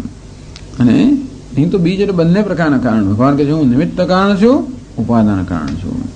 નિમિત્ત કારણ એટલે આ બધી રચના કરવા માટે જે પ્રકારની બુદ્ધિ કુશળતા જોઈએ, કોઈ પણ પ્રકારની રચના કરવા માટે બુદ્ધિ કુશળતા જોઈએ જ ને. એ શું તો જ્ઞાન વગેરે થઈ ના શકે. આમ જ્યાં પણ સર્જન થતું હોય ત્યાં ભગવાન કે હું જ્ઞાન સ્વરૂપે રહેલો છું અને ઉપાદાન સ્વરૂપે રહેલો છું. ઉપાદાન એટલે કે મસાલો, દ્રવ્ય, જેમાંથી વસ્તુનું સર્જન થતું હોય ભગવાન એ હું છું. અને એ મસાલાને ઘડનાર, મસાલાને ઘડનાર કોણ છે? બુદ્ધિ, જ્ઞાન.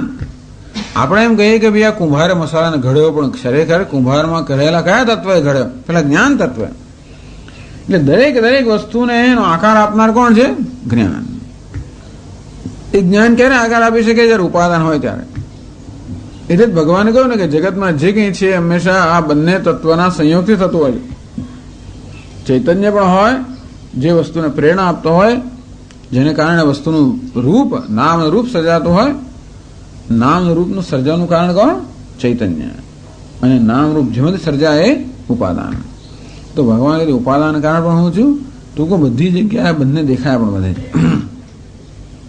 આપણે માત્ર પેલા નામ રૂપ તરફ નજર કરીએ કે ઉપાદાન તરફ નજર કરીએ તો આપણું જ્ઞાન અધૂરું છે. એ ઉપાદાનની સાથે જે ચૈતન્ય રહેલું છે, જે જ્ઞાન રહેલું છે, બુદ્ધિ વૈભવ રહેલો છે, ઇન્ટેલિજન્સ રહેલી છે, જેના વગર વસ્તુ આમ ન હોઈ શકે. હું તો કહું કોઈ વસ્તુ બગડતી હોય એમાં પણ ઇન્ટેલિજન્સ રહેલી છે. ટૂંકમાં ધારો કે ફળ બગડી જતું એની અંદર પણ જ્ઞાન એટલા માટે રહેલું છે કે ભાઈ એના પર જ્યારે આ રીતે કાળની અસર થતી હોય અને બીજા બધા ઘટકોની અસર થાય ત્યારે આની કેવી હાલત થતી હોય છે. આપણે એને બગડતું કહીએ છીએ, આપણને ઉપયોગી નથી માટે આપણે એને બગડી ગયું કહીએ. પણ કુદરતની પ્રક્રિયા પ્રમાણે એનું વ્યવસ્થિત બધું થઈ રહ્યું છે. હવે આપણને નકામું તો બીજા કોઈને કામમાં લાગવાનું છે, એ જુદી વાત છે. પણ બગડ્યું ને સુધર્યું એ બધું આપણી દ્રષ્ટિએ છે કે આપણે અમુક વર્ષથી આપણે ઉપયોગી થતા આપણે સુધર્યું કહીએ ને આપણે ઉપયોગી થતા આપણે બગડ્યું કહીએ એ દ્રષ્ટિએ. પણ ખરેખર તો પ્રત્યેક ક્ષણે પેલો કાળ કામ કરી રહ્યો છે અને બુદ્ધિપૂર્વક કામ કરી રહ્યો છે, વ્યવસ્થિત કામ કરી રહ્યો છે. આમ જે થઈ રહ્યું છે બધું વ્યવસ્થિત થઈ રહ્યું છે. બધી જગ્યાએ એક ઓર્ડર એટલે વ્યવસ્થા છે. આ જગતમાં વ્યવસ્થા ન હોય, ઓર્ડર ના હોય, નિયતિ ના હોય એવું ક્યારે પણ બને જ નહીં. નિયત રૂપમાં, વ્યવસ્થાના રૂપમાં, ઓર્ડરના રૂપમાં ઈશ્વર સર્વત્ર રહેલો છે. અને જોડે જોડે એ નિયતિ કે ઓર્ડર કે વ્યવસ્થાને વ્યક્ત થવા માટે આ જે ઉપાદાન છે એ પણ ઈશ્વર જ છે. ભગવાન કહે છે કે એવું કશું જીવનમાં હોઈ જ ના શકે જે મારા વગર હોય. હું સર્વને સત્તાને સ્ફૂર્તિ પ્રદાન કરનાર છું. અંતેથી મારા દર્શન કરવા માટે ત્યારે બીજે કશે જગ્યાએ બીજી કોઈ જગ્યાએ ન જવું તો ચાલે. જવું તો વાંધો નથી, પણ બીજી કોઈ જગ્યાએ ન જાય તો એ ચાલે. કારણ કે મારા વગર જગતમાં કશું છે. પણ આપણને શું છે કે ભગવાન ક્યારે દેખાય? સરસ સરસ વસ્તુઓ તો ભગવાન દેખાય. આપણે ગંદી વસ્તુ ભગવાન ના દેખાય. માટે આપણે એવું વસ્તુ ઉત્પન્ન કરવી પડે. આપણે મંદિર રચવું પડે, ત્યાં ભગવાનની સુંદર મૂર્તિ, સુંદર વાતાવરણ બનાવીએ એટલે આપણે ત્યાં ભગવાનના દર્શન કરીએ. એ વાતાવરણ આપણા મનમાં એવી જાતની એ સ્થિતિ ઉત્પન્ન થાય જેથી આપણે ભગવાન દેખાય. એની સ્થિતિ આપણે બીજા તો બીજે પણ દેખાય. પણ પછી બીજી બધી બહારના પેલા રૂપથી અને બહારના દેખાવથી આપણે એવો પ્રભાવિત થઈએ કે આપણી સ્થિતિ બગડી જાય. અને ત્યાં એવું વાતાવરણ સર્જવામાં આવ્યું હોય જેથી આપણે મનની સ્થિતિ જળવાઈ રહે, માટે આપણને ભગવાનના દર્શન થાય. ટૂંકમાં ભગવાન નથી મળે દર્શન થતા એમ નથી, પણ ભગવાન દર્શન કરવાને જે પ્રકારની આપણી સ્થિતિ એ ન હોવાને કારણે દર્શન થતા નથી. પણ આપણું ધ્યાન હંમેશા એ તરફ રાખ્યું જ હોય કે ભગવાન તો આમાં હોવા જ જોઈએ. ઉપાદાન ભગવાન જ છે અને ઉપાદાનને ઘડનાર જે જ્ઞાન છે એ ભગવાન છે. એ તો ભગવાન રહેલો જ છે. સારું ખરાબ જે કંઈ થઈ રહ્યું હોય એ રીતે આપણે ઈચ્છીએ તો ઈશ્વરનું ચિંતન કરી શકીએ.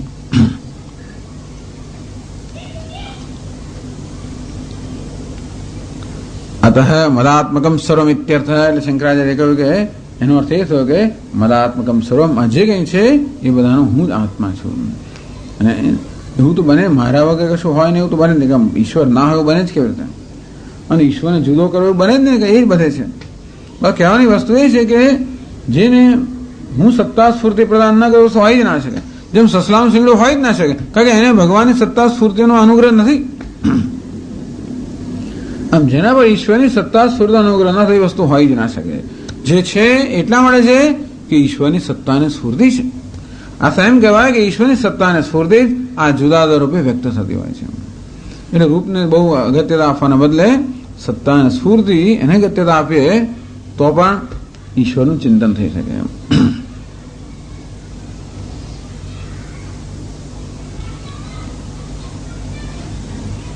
અને હવે પ્રકરણનો ઉપસંહાર કરે છે. પોતાની વિભૂતિનો સંક્ષેપ કહી રહ્યા છે 40મા શ્લોકમાં. નાંતોસ્તિ મમ દિવ્યાનામ વિભૂતિનામ પરંતપ એષ તુદ્દેશતઃ પ્રોક્તઃ વિભૂતેર્વિસ્તરો મયા નઃ અંતઃ અસ્તિ મમ દિવ્યાનામ વિભૂતિનામ પરંતપ. હે પરંતપ, મારી દિવ્ય વિભૂતિનો કોઈ અંત જ નથી. ભગવાન કહેવા આપણા પ્રકરણ પૂરું કરવું જોઈએ ને, એટલે મારી દિવ્ય વિભૂતિનો કોઈ અંત જ નથી. એશ તો ઉદ્દેશતઃ પ્રોક્ત. હે અર્જુન, તને ઉદ્દેશ એક દેશતઃ, ટૂંકમાં મારી વિભૂતિનો એક અંશ મેં તને કહ્યો. વિભૂતેર વિસ્તરો મયા, આ મારી વિભૂતિનો જે વિસ્તાર છે એ મેં તને એનો એક અંશ તને કહ્યો. કારણ કે મારી વિભૂતિનો તો કોઈ અંત જ નથી. એમ કે ભગવાન આ વિભૂતિના વર્ણનનો ઉપસંહાર કરે છે. કહે છે શંકરાચાર્યજી, નાંતોસ્તિ મમ દિવ્યાનામ વિભૂતિનામ વિસ્તારાણામ પરંતપ નહીં ઈશ્વરસ્ય સર્વાત્મનઃ દિવ્યાનામ વિભૂતિનામ યત્તા શક્યા વક્તુમ જ્ઞાતુમ વા કેનચિત એષ તો ઉદ્દેશતઃ એકદેશેન પ્રોક્તઃ વિભૂતેર્વિસ્તરો મયા. નાંતોસ્તિમો દિવ્યાનામ વિભૂતિનામ. ભગવાન કે મારે દિવ્ય વિભૂતિનો અંત નથી, તો ભાઈ એની અદિવ્ય વિભૂતિનો પ્રશ્ન જ ક્યાં રહ્યો? ભગવાનની વિભૂતિ દિવ્ય જ હોય. ભગવાન દેવ છે ને, માટે એની વિભૂતિ કેવી હોય? દિવ્ય જ હોય. એટલે ભગવાનની કઈ લૌકિક વિભૂતિ એવું છે નહીં, ભગવાન જ બધો હોવાના કારણે બધી દિવ્યતા જ છે. ભાવ એ છે કે સર્વત્ર દિવ્યતા જ છે. એટલે આપણે એવો વિભાગ પડે કે પેલું ભાઈ અલૌકિક ના અલૌકિક ને પેલું દિવ્ય ને બધા સંસાર એવું કોઈ વિભાગ છે જ નહીં. ઈશ્વર જ જ્યાં એક અને અદ્વિતીય હોવાના કારણે ઈશ્વર જ બધે હોય તો ઈશ્વર દિવ્ય જ છે. અને માટે દિવ્યતા જ પ્રસરી રહેલી છે. ટૂંકમાં દિવ્યતાનો જ આ બધો વિસ્તાર છે. દિવ્યાનામ વિભૂતિનામ વિસ્તારાણામ હે અર્જુન, હે અર્જુન અંત નાસ્તિ. અર્જુન આનો કોઈ અંત નથી. ખરેખર તો મારી વિભૂતિ સર્વત્ર વ્યાપ્ત છે. નહીં ઈશ્વરસ્ય સર્વાત્મન, ઈશ્વર બધાનો આત્મા છે. થોડીક જ જગ્યાએ ઈશ્વર રહેલો તો આપણે ગણી શકીએ આટલી વિભૂતિ ઈશ્વરની. કોઈ ઈશ્વર દરેક વસ્તુનો આત્મા છે. અણુના આત્મા છે. એક જગ્યાએ ભાગવત ભગવાન કહે છે કે બધા અણુ કદાચ જગતના તમે ગણો તો ગણી શકાય. શક્ય છે કે કાળે કરીને આ જગતમાં અણુનું ગણી શકું, પરંતુ જેમાંથી આ કોટી કોટી બ્રહ્માંડનું સર્જન થાય છે એવી મારી વિભૂતિનો ક્યારે અંત છે જ નહીં. ભગવાન મારી વિભૂતિ એટલે કે નહીં ઈશ્વરસ્ય સર્વાત્મન દિવ્યાનામ વિભૂતિનામ યત્તા. યત્તા એટલે આટલું, આટલી જ છે એ પ્રકારની વિભૂતિ, આટલાપણું એ વિભૂતિમાં ગણવું શક્ય જ નથી. વક્તુમ જ્ઞાતુમ વા કેનચિત. ભગવાન કહે હું ઈચ્છું તો પણ કહી ના શકું. ભગવાન કહે હું સર્વજ્ઞ છું અને છતાં પણ મારે વિભૂતિનું વર્ણન કરવા ઈચ્છું તો ક્યારેય પૂરું ના થાય. અને મારા સિવાય બે કોઈને જ્ઞાન પણ ના થઈ શકે. જ્ઞાતુમ વક્તુમ વા કહી પણ ના શકાય. ભગવાન સર્વજ્ઞ પણ ના કહી શકે અને ભગવાન સિવાય બીજું કોઈ જાણી પણ ના શકે. ટૂંકમાં એવું ક્યારેય પણ નહીં બને કે જગત વિશે જે જાણવાનું છે આપણે જાણવું, ક્યારેય પણ ના બને. હજારો લાખો કરોડો વૈજ્ઞાનિકો કરોડો વર્ષો સુધી શોધ્યા જ કરશે અને તો પણ રોજ નવું મળ્યા જ કરશે. નવું નહીં, નવા આશ્ચર્ય મળ્યા કરશે. આપણે આશ્ચર્યમય વસ્તુને દિવ્ય વિભૂતિ કહીએ તો રોજ નવા આશ્ચર્યો મળ્યા જ કરશે, રોજ. અને ક્યાં સુધી મળે છે? હંમેશા અનંત કાળ સુધી. કેવું છે? ક્યારેય પણ અંત જ ના આવે ભગવાનની વિભૂતિનો. કુદરતનો પણ અંત ના આવે, એ ભગવાનની વિભૂતિ છે. એટલે કહે છે ને જગતના બધા જ વૈજ્ઞાનિકો એક જ ખાલી ઓસ્ટ્રેલિયાના ફલાણા પ્રાણીના પેટની અંદર રહેલી એકમાત્ર એક પેલો કોષ છે, એક એને જાણવાનો બધા વૈજ્ઞાનિકો એક સાથે પ્રયત્ન કરે તો એ એટલા કોષનું જ્ઞાન પ્રાપ્ત ના થાય. આખી દુનિયાની વાત તો જવા દઈએ, એક અણુનું જ્ઞાન પણ પૂરેપૂરું તો ક્યારેય પ્રાપ્ત ના થાય. ક્યારે પ્રાપ્ત? અણુનું પણ જ્ઞાન, આખા જગતનું જ્ઞાન થાય તો જ એક અણુનું જ્ઞાન પણ પૂરેપૂરું પ્રાપ્ત થાય. કારણ કે જગત એક અણુમાં સમાયેલું છે. કારણ કે જગતનો પ્રભાવ અણુ પર પડતો હોય, અણુનો પ્રભાવ જગત પર પડતો હોય. એટલે એનો અર્થ નહીં કે આપણે શોધખોળ ન કરવી જોઈએ કે ન જાણવું જોઈએ. જાણવું એ પણ આનંદ છે. એવું અભિમાન રાખતા હોય કે એક દાડા બધું જાણી જઈશું તો શક્ય નથી. પણ આપણે એવું માનતો હોય કે આ ચલો વિભૂતિ, એટલે છોકરાઓ પૂછે કે સ્વામી આ બધું ગીતા અમે સાંભળી છે, લોકોને કોલેજમાં જવું નથી આવતું, પેલો રસ ના આપણે, પેલા કોઈ શીખવતા ના હોય બરાબર, વિદ્યાર્થીનો રસ ના આપણે શીખવામાં, એટલે અમે કોલેજમાં જવું ના હોય, એટલે કે અમને ભણવું નથી. પરંતુ એમના વિષયમાં રસ જાગૃત કરનારા શિક્ષકો હોતા નથી. સ્વામી આ જ શીખવાનું, પેલું શું કામ, હું કોમર્સનું શું કામ જવું, અને હું ઇકોનોમિક્સ શું કામ શીખું? એ પણ ભગવાનની વિભૂતિ છે, એ ભગવાનનું જ જ્ઞાન છે.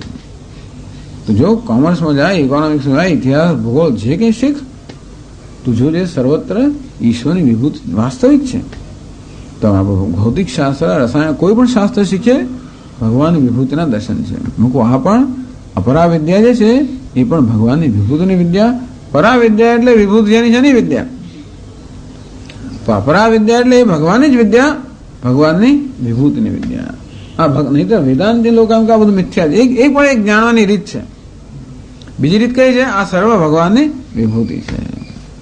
ભક્તિ યોગનું પ્રકરણ છે, માટે આ બધાને શું કહેવાય? ભગવાનની વિભૂતિ છે. જ્ઞાનમાં એમ કહે કે આ બધું શું છે? મિથ્યા है, तीनों काल में नहीं है. बराबर છે. એ કયા દ્રષ્ટિબિંદુથી? અધિષ્ઠાનના દ્રષ્ટિબિંદુથી. પરંતુ વ્યવહારના દ્રષ્ટિબિંદુ આ સર્વ શું છે?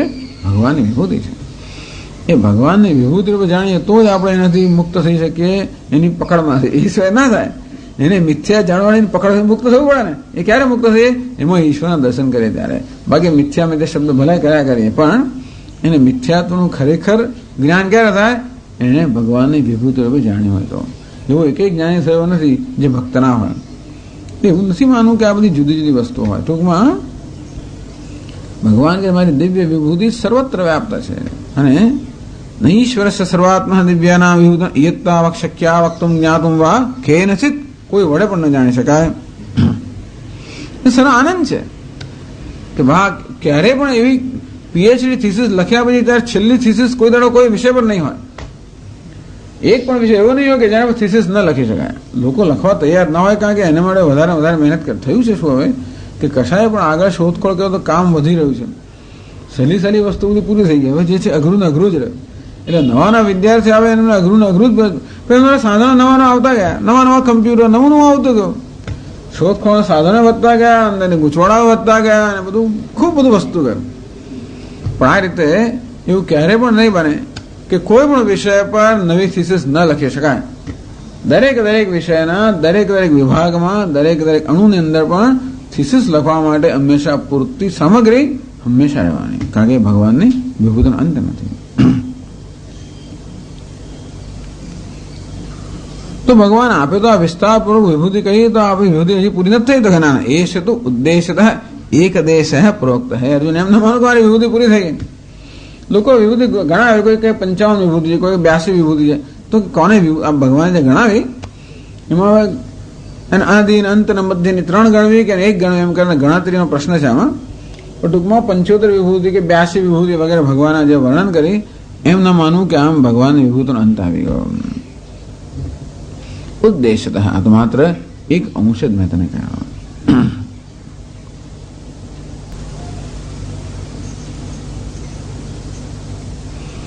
અને હવે એટલા જ માટે આગળ ભગવાન કહે છે જેનું ઉલ્લેખ ન કરવામાં આવ્યો હોય એ બધી વિભૂતિ. ભગવાન પેલું તો કહ્યું નહીં, આપે ફલાણું તો કહ્યું નહીં, પેલું તો કહ્યું કે હા વાત બરાબર છે. જે ન કહેવાય હોય એ બધાનો સમાવેશ થઈ જાય. માટે ભગવાન 41મા શ્લોકમાં કહે છે યદ્યદ વિભૂતિમત્સત્વમ શ્રીમદૂર્જિતમેવ વા તત્તદેવાવગચ્છત્વમ મમ તેજોંશ સંભવમ.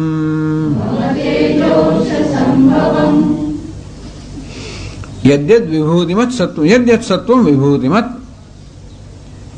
સત્વ એટલે પદાર્થ જે અસ્તિત્વ ધરાવે છે. કોઈ પદાર્થ હોય જગતની અંદર, એમાં કોઈ વિભૂતિ ના દેખાય.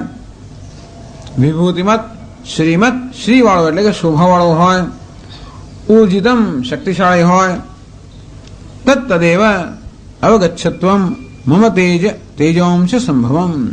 મારા તેજના એક અંશમાંથી જન્મેલું છે અને સંભવ થયો છે એવું અર્જુન તું જાણવું છે. ક્યાંય તને શ્રી એટલે કે શોભા દેખાય, વિભૂત એટલે વૈભવ દેખાય, કે પછી ઉર્જા એટલે કે શક્તિ દેખાય, સમજવું કે આ બધા મારી શક્તિના એક અંશનું જ અભિવ્યક્તિ છે. એમ કે ભગવાને બધી જ વિભૂતિનું વર્ણન કરી નાખ્યું. આમ જોવા જઈએ તો બધી વસ્તુ શોધ્યા જ કર બાપુ. વાંધો તેને ક્યાં શું તારે શોભા શોધ્યા જ કર, શક્તિ શોધ્યા જ કર, ઐશ્વર્ય શોધ્યા જ કર, વૈભવ શોધ્યા જ કર. તને જ્યાં જડે આ ભગવાન જડ્યા, ભગવાન જડ્યા, ભગવાન જડ્યા, બસ ભગવાનને શોધ્યા જ કર. ભાષ્યમાં કહે છે યદ્યલ્લોકે વિભૂતિમત વિભૂતિયુક્તમ સત્વમ વસ્તુ શ્રીમદૂર્જિતમેવ વા શ્રી લક્ષ્મી તયા સહિતમ ઉત્સાહોપેતમ વા તત્તદેવાવગચ્છત્વમ જાનીહિ મમ ઈશ્વરસ્ય તેજોંશ સંભવમ તેજસઃ અંશઃ એકદેશઃ સંભવઃ યસ્ય તત તેજોંશ સંભવમ ઇતિ અવગચ્છત્વમ.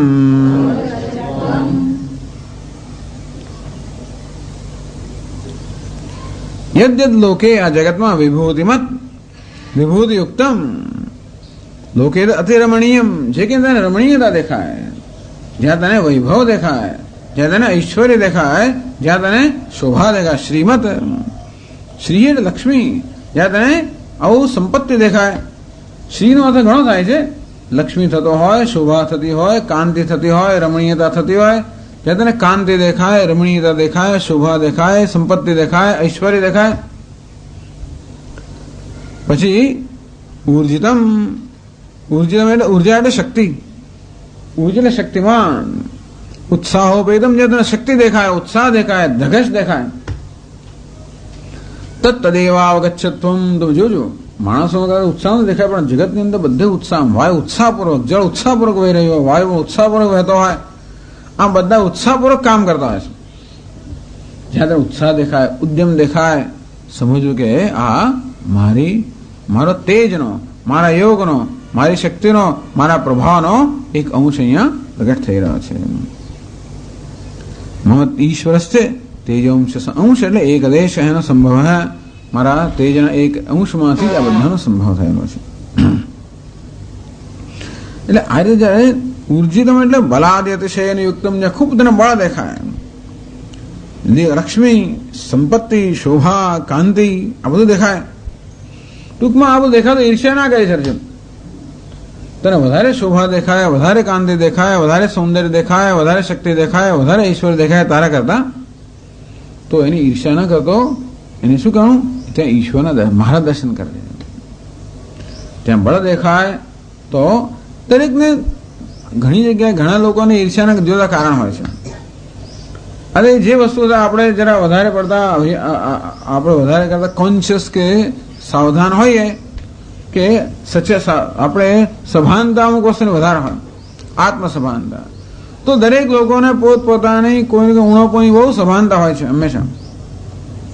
કોઈને શરીરની ઉણપની સભાનતા હોય, કોઈને બુદ્ધિની ઉણપની સભાનતા હોય, કોઈને આવડતની ઉણપની સભાનતા હોય, કોઈને સફળતાની ઉણપની સભાનતા હોય. આ ઉણપની સભાનતા એ જ બધા શોકનું કારણ છે, એ જ ઈર્ષ્યાનું પણ કારણ છે, એ જ બધા સંઘર્ષનું પણ કારણ છે.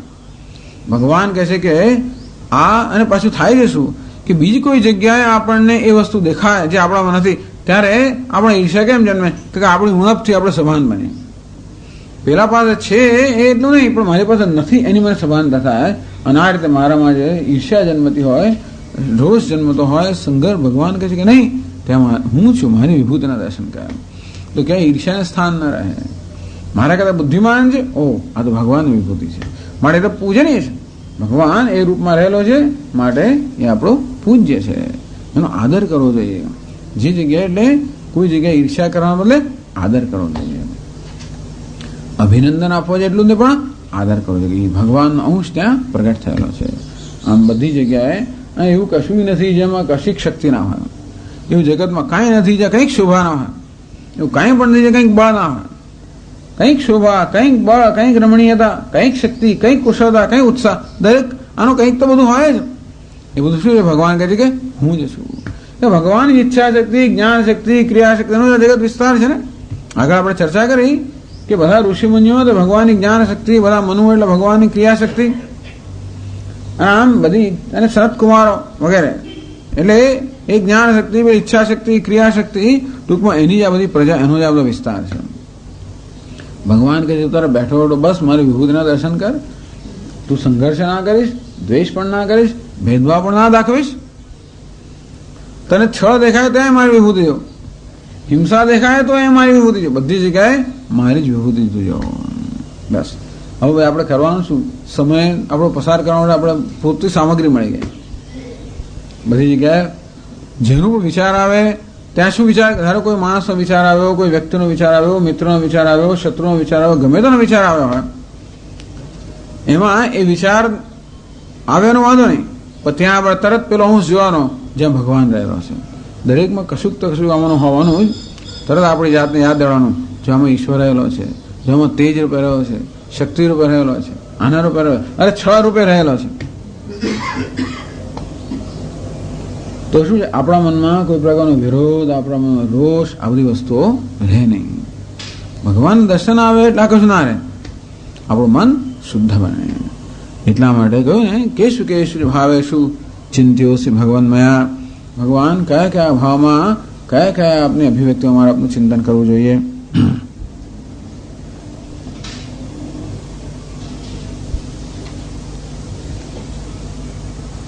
છેલ્લે ભગવાન એથી પણ મોટી વાત કરે છે. મૂઢાન પ્રતિ એ તો દુઃખતમ. એ અર્જુન, આ તો બધું તને મેં તને જે કહ્યું ને એ જરા મંદ અધિકારી માટે કહ્યું. ઉત્તમ અધિકારણ ઉદ્દેશ્ય, ઉત્તમ અધિકારી કહેવાનું છે એ જરા આથી આગળ છે. એટલે ભગવાન દરેક દરેક અધ્યાયમાં બધા અધિકારી માટે ક્યાંક ઉત્તમ અધિકારી માટે ઘણું બધું કહે, તો પછી મંદ મધ્ય માટે થોડું કહે. મંદ મધ્ય માટે બહુ કહે, ઉત્તમ માટે થોડું તો કહી દે. આમ તો પહેલા 10-11 શ્લોકની અંદર ઉત્તમાધિકારની વાત થઈ, છતાં વિભૂતિના સંદર્ભમાં પણ કે આ રીતે આપણે વિભૂતિનું ચિંતન કરતા કરતા પછી ક્યાં સુધી પહોંચીએ, તો છેલ્લા શ્લોકમાં એ કહે છે આ વિભૂતિનું ચિંતન શેના માટે છે, છેવટે કયા પ્રકારના જ્ઞાન માટે છે, એનું નિરૂપણ ભગવાન 42મા શ્લોકમાં કરે છે.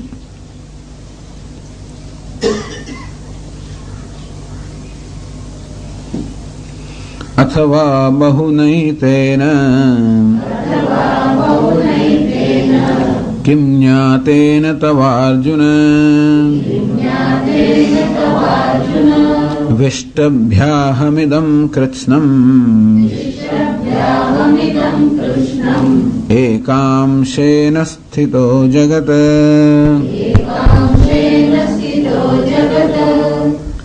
અથવા બહુના એતેન કિમ, અથવા કિમ બહુના. સંસ્કૃતમાં કહે કિમ બહુના એટલે આ વિસ્તાર કરવાથી શું ફાયદો છે, આ વિસ્તારનો શું અર્થ છે, શું જરૂર છે. કિમ બહુના એટલે સંક્ષેપમાં. અથવા અર્જુન, જો તને સંક્ષેપમાં કહું આ બધા વિસ્તારનો તો ક્યાં અંત છે. એતેન તવ જ્ઞાતેન તવ કિમ અર્જુન. આ બધું તું જાણે તો પણ શું અર્જુન, તો એ પૂરતું નથી. મારી બધી વિભૂતિ જાણે તો પૂરતું નથી. ત્યારે કારણ એ કેમ, આપની બધી વિભૂતિ જાણું તો પણ પૂરતું કેમ નથી. વિષ્ટભ્ય અહમિદમ કૃષ્ણમ ઇદમ કૃષ્ણમ. આ સમગ્ર જગત છે જે મારી વિભૂતિ છે. એકાંશેન વિષ્ટભ્ય અહમ સ્થિત. એ તો મારા એક અંશમાં ધારણ કરવાનો રહેલો છે. અર્થાત આ બધી વિભૂતિ પણ મારા એક અંશ જ સમાન છે. ટૂંકમાં આ બધી વિભૂતિનું જ્ઞાન પ્રાપ્ત કરીએ, એક અંશનું જ્ઞાન પ્રાપ્ત કર્યા પછી ભગવાનની પૂર્ણતા, આ ભગવાનની વ્યાપકતાનું જ્ઞાન છે. પછી ભગવાનનું જે અતીતપણું છે, સર્વાતીત અધિષ્ઠાન છે. આ બધા આ જ્ઞાન કોનું છે? અધ્યારોપનું જ્ઞાન છે. હે અર્જુન, અધ્યારોપનું ગમે તેટલું જ્ઞાન પ્રાપ્ત કરું તો પણ એ પર્યાપ્ત નથી. જ્યાં તેને અધિષ્ઠાનનું જ્ઞાન ન થાય ત્યાં સુધી એટલે તેથી આ તો બધું મારે એક અંશ છે. મને પૂર્ણતયા હજી જાણવાની જરૂર છે, અને આ બધાનું અતિક્રમણ જ્યારે તું કરશે ત્યારે મને પૂર્ણતયા જાણી શકશે. એ જ કહે છે ભાષ્યમાં, અથવા બહુનૈતેન એવમાદિના કિમ જ્ઞાતેન તવાર્જુન સ્યાત સાવશેષેણ અથવા ભૂના એતેન કિમ. અર્જુન, આ બધું તું જાણે તો પણ તારો હેતુ સિદ્ધ નહીં થાય. આ બધું શેને આપણે વર્ણન કર્યું? મારા ધ્યાન માટે, અંતઃકરણ શુદ્ધિ માટે. અને છતાં પૂરતું નથી. આ બધું ટૂંકમાં આ વિસ્તાર હું કર્યા જ કરું તો પણ એનાથી તારું પૂરેપૂરું કલ્યાણ થવાનું નથી. કારણ ગમે તેટલો વિસ્તાર થાય તો પણ એ મારે એક માત્ર અંશનો જ વિસ્તાર થવાનો. એટલે કે છે આગળ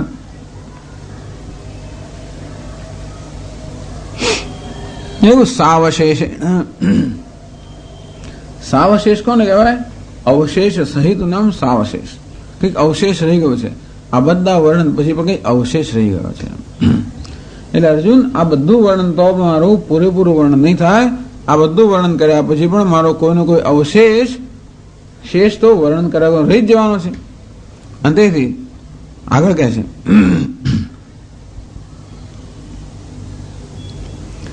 અશેષતસ્તુ ઇમમ ઉચ્યમાનમર્થમ શૃણુ. અશેષતસ્તુ તો પછી અશેષતઃ, જેમાં કોઈ શેષ ન બચે એમ મારું જે સંપૂર્ણ સકળ સ્વરૂપ છે. કળા એટલે એક અવયવ. આ અવયવનું વર્ણન કરવામાં આવ્યું. સકળ સાકલ્યને વર્ણન. ઉચ્ચમાનમ અર્થમ શૃણુ. તો હવે હું જે કહું છું એ અર્જુન, એ અર્થ તું સાંભળ. અશેષતઃ, પૂર્ણ અત્યારે હું કેવો છું એ તું સાંભળ.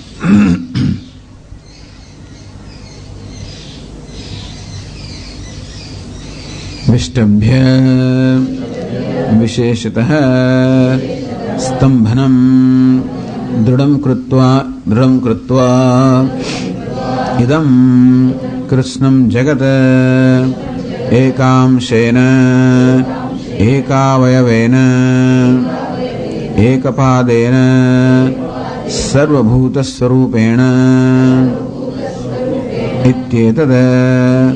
તથા ચ મંત્રવર્ણઃ પાદોસ્ય સર્વભૂતાની ઇતિ સ્થિતોહમિતિ.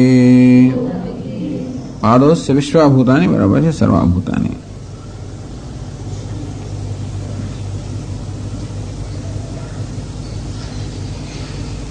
અશેષતઃ વિષ્ટભ્ય વિશેષતઃ સ્તભ્ય સ્તંભનમ દૃઢમ કૃત્વા. આ બધાને સારી રીતે ધારણ કરે ને, આ કૃષ્ણમ જગત, આ સમગ્ર જગત જે છે જેના વિસ્તાર તો આટલો પ્રભાવિત થઈ ગયો છે, જેનો પારત ન દેખાતો, એ સમગ્ર જગત એ પણ મારા એક અંશથી, એક અવયવથી, એક પાદથી હું એને ધારણ કરીને રહેલો છું. સર્વભૂત સ્વરૂપે તે બધાનું હું સ્વરૂપ છું. ટૂંકમાં મારા વાસ્તવિક સ્વરૂપ, પારમાર્થિક સ્વરૂપ જ્ઞાન પ્રાપ્ત કરવા માટે આનું તારે અતિક્રમણ કરવું પડશે. છેવડાનો બાદ કરવો પડશે. તો જ ભગવાનનું જે પારમાર્થિક સ્વરૂપનું જ્ઞાન થાય. જેમ સર્પનો બાદ થાય તો રજ્જુનું જ્ઞાન થાય. રજ્જુ સર્પનું અધિષ્ઠાન છે. એમ સચ્ચિદાનંદ પરમાત્મા અસ્થિભાતિ પ્રિયમ એ જગતનું અધિષ્ઠાન છે. આ વિભૂતિનો વિસ્તાર, વિભૂતિ કયા ક્ષેત્રમાં છે? તો કે નામરૂપના ક્ષેત્રમાં. આજે બધું વર્ણન કરવામાં આવે. કેનું વર્ણન કર્યું? નામરૂપ. હવે ને બધાએ નામરૂપનું તેને જ્ઞાન થાય તો પણ જ્યાં સુધી અસ્થિભાતિ પ્રિય અધિષ્ઠાનનું જ્ઞાન ન થાય ત્યાં સુધી એ તારું જ્ઞાન પૂરતું નથી. તથા ચ મંત્રવર્ણ, અને મંત્રમાં એ જ કહેવામાં આવ્યું છે પાદોસ્ય વિશ્વાભૂતાની. આ સમગ્ર જગત ભૂતાના એક પાદ એટલે કે અંશ સમાન છે. અંશ ભગવાનનો કે અંશી ભાવ નથી. પંચદશીમાં પણ એનું ચિંતન વર્ણન કરવામાં, ચિંતન કરવામાં આવ્યું કે ભગવાનનો અંશી ભાવ નથી. માત્ર આપણે એવો ભાવની કલ્પના કરીએ છીએ. આપણે માનીએ કે અંશ હોય એટલા માટે એની કલ્પના કરે છે. બાકી ખરેખર અધિષ્ઠાન અધ્યારોપ એ પ્રકારનો ભાવ છે. આ બધે નામરૂપ છે એ અસ્થિભાતિ પ્રિય પરમાત્મા પર અધ્યારોપિત છે. પણ એ નામરૂપની સાથે પહેલા આપણે હિસાબ સરળ કરવો પડતો હોય છે. એ નામરૂપ મિથ્યા છે કહેવા માટે પણ નામરૂપ આપણા માર્ગમાં અવરોધ ન બને એની આવશ્યકતા છે. એટલે નામરૂપ આપણે નીચે પછાડતા જાય. આપણે ઉપર ચડવા માંગીએ પછાડે આપણને. કેમ પછાડે? જ્યાં સુધી નામરૂપ સાથે હિસાબ ના પતાવ્યો. પેલી કે ને સુરસા હનુમાન હું બેઠી છું, હજી મારે હિસાબ પતાવ્યા પછી આગળ જવાય. દેવતા મને મોકલેલી છે તારું ભક્ષણ કરવા માટે. હું તને ખાઈ લઉં, પછી મને પણ માતાજી મને જરા હું મારું કામ પતાવીને આવવા દો, પછી હું આપની પાસે આવીશ, પછી મારું ભક્ષણ કરજો. તો કે ના, હું મારો હિસાબ પતાવે તો જ હું તને જવા દઉં. અંદરથી પહેલા એનો હિસાબ પતાવ્યો, પછી તો આમ બહાર નીકળી જાય ને મુખમાં જઈને. પણ તેવી રીતે આ માયા કે મારી સાથે હિસાબ પહેલા પતાવો. આ નામરૂપ જે છે એની હિસાબે હિસાબ કેમ પત્યો? આ ભગવાન વિભૂતિ છે એવું જયારે આપણને જ્ઞાન થાય ત્યાર પછી એ આપણો વિરોધ ના કરે, તો જવા દે, ત્યાં સુધી પકડી રાખે. પેલો પડછાયાને પકડી રાખે. પેલી બીજી એક રાક્ષસ તો શું કરે? પડછાયાને પકડે, પછાડે નહીં છે. અને તે રીતે આ બધા આ નામરૂપ બધા પડછાયા છે એ પણ આપણે પકડે. આપણે નામરૂપમાં આસક્ત હોઈએ તો પડછાયો આપણો પકડે અને પાડે આપણે નહીં છે. ટૂંકમાં આપણે ત્યારે જ ઊંચે ઉડી શકીએ, ઈશ્વરને ત્યારે પ્રાપ્ત કરી શકીએ જ્યારે આ બધામાંથી આપણે મુક્ત થયા હોઈએ. અને મુક્ત ક્યારે થવાય? એને ઈશ્વરની વિભૂતિ છે એ પ્રકારે એની સાથે એક સાત્વિક ભક્તિભાવનો સંબંધ સ્થાપિત કર્યો હોય, પૂરેપૂરી મિત્રતા સ્થાપિત કરી હોય, પૂરેપૂરું સમાધાન થઈ ગયું હોય, કોઈ રાગ દ્વેષ ન રહ્યો હોય, તો જ આપણે એની પકડમાંથી મુક્ત થઈએ. મનમાં રાગ દ્વેષ છે એનો અર્થ એ માયાની પકડમાં છે, નામરૂપની પકડમાં છે. એમાંથી મુક્ત થવા માટે સર્વત્ર ઈશ્વરની વિભૂતિનું ચિંતન કરીએ તો જ મનમાં જે કંઈ દોષ છે, જે કંઈ દ્વેષ ભાવ છે બધું તો જ જાય, નહીં તો ના જાય. જે કંઈ ઈર્ષ્યા હોય, જંપ હોય, દ્વેષ હોય, અણગમા હોય, હજાર વસ્તુ બધી મનમાં હોય, એ ક્યારે જાય? સર્વત્ર ઈશ્વરની વિભૂતિનું દર્શન કરવાથી. અને એટલા માટે વર્ણન કર્યું. પણ અર્જુન તું એમાં અટકી ના જતો, અમારા જન્મ અવતાર જોઈએ એવું બધું ના કહ્યા કરતો, કારણ કે એમાંથી છેવટે ઉપર ઉઠવાનું છે. એ જેને કારણે છે આ ઐશ્વર્ય છે, શોભા છે, આ તને જે દેખાય છે જેનો તો આનંદ મળે એ તો કહું છે. પણ જેને કારણે છે એ તો મને જાણ્યા વગર મારા અંશને જાણવાથી તને પૂરતો સંતોષ થવાનો નથી. અને માટે જો તને મારી વિભૂતિમાં જ આટલો આનંદ આવતો હોય કે ઓહો શું ઐશ્વર્ય છે, શું શોભા છે, શું ઉત્સાહ છે, શું શક્તિ છે, તો હવે તું મને પૂરેપૂરો જાણ. આ બધાનું જે અધિષ્ઠાન છું તેના સ્વરૂપ રૂપે મને જાણ. એટલે કે આ પરિચ્છેદ કે આ પરિચ્છિન્ન કે મર્યાદિત દર્શન શું? તને તો આત્મતયા પૂરેપૂરું મારું દર્શન થવું જોઈએ. એમ કરીને ભગવાનની વિભૂતિ ભિન્ન ભિન્ન વિભૂતિનું અહીંયા આગળ ભેદ વર્ણન કરવાનું ધ્યેયત્વેન જ્ઞેયત્વેન છે.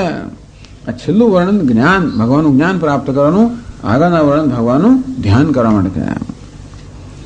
ભગવાનનું ધ્યેય ધ્યાન કરવાનું રૂપ કયું? સર્વ પ્રપંચાત્મકમ. આ સર્વ પ્રપંચનો આત્મા ભગવાન છે, ભગવાનનું ધ્યાન કરવાનું રૂપ છે. અને ત્રિપાદસ્યામૃતમ દેવી એ પ્રપંચથી અતીત નિરુપાધિકમ. ભગવાને સોપાધિક અને જોડે અને નિરુપાધિક સ્વરૂપનો નિર્દેશ કર્યો. સોપાધિક રૂપનું વર્ણન કર્યું જેથી આપણું ધ્યાન કરી શકીએ, નિરુપાધિક રૂપનો લક્ષણ દ્વારા નિર્દેશ કર્યો જેથી આપણે એનું જ્ઞાન પ્રાપ્ત કરી શકીએ. અને રીતે ભગવાન જે તત્પદ છે, પરિપૂર્ણ સચ્ચિદાનંદ એકસતા એકતાન. ભગવાન કેવો છે? પરિપૂર્ણ સચ્ચિદાનંદ એકતાન. એવું જે ભગવાન છે એ લક્ષ્યાર્થ છે. જે અતીત છે લક્ષ્યાર્થ છે, જે વ્યાપ્ત છે વાચ્યાર્થ છે. વાચ્યાર્થ ધ્યાન માટે, લક્ષ્યાર્થ જ્ઞાન માટે. આમ વાચ્યાર્થનો અર્થાત ભગવાનના સગુણનો સ્વરૂપનો વિસ્તારથી વર્ણન કરવામાં આવ્યું, ભગવાન નિરુપાધિક સ્વરૂપ છે એનો નિર્દેશ કરવામાં આવ્યો. ઓમ તત્સદ. इति श्रीमद्भगवद्गीतासु उपनिषत्सु ब्रह्मविद्यायां योगशास्त्रे श्रीकृष्णार्जुनसंवादे विभूतियोगो नाम 10मोऽध्यायः। सर्वधर्मान् परित्यज्य मामेकं शरणं व्रज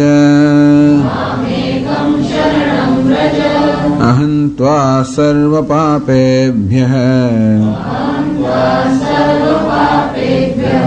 मोक्षयिष्यामि मा शुचः। हरिः ओम्। पूर्णमदः पूर्णमिदं पूर्णात् पूर्णमुदच्यते पूर्णस्य पूर्णमादाय पूर्णमेवावशिष्यते। ॐ शान्ति शान्ति शान्तिः।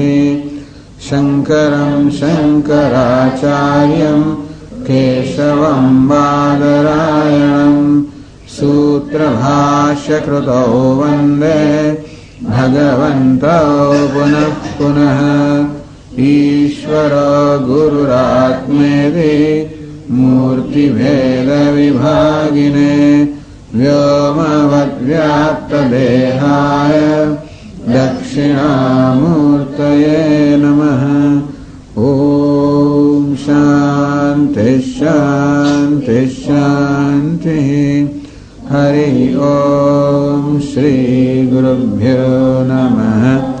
हरि ॐ।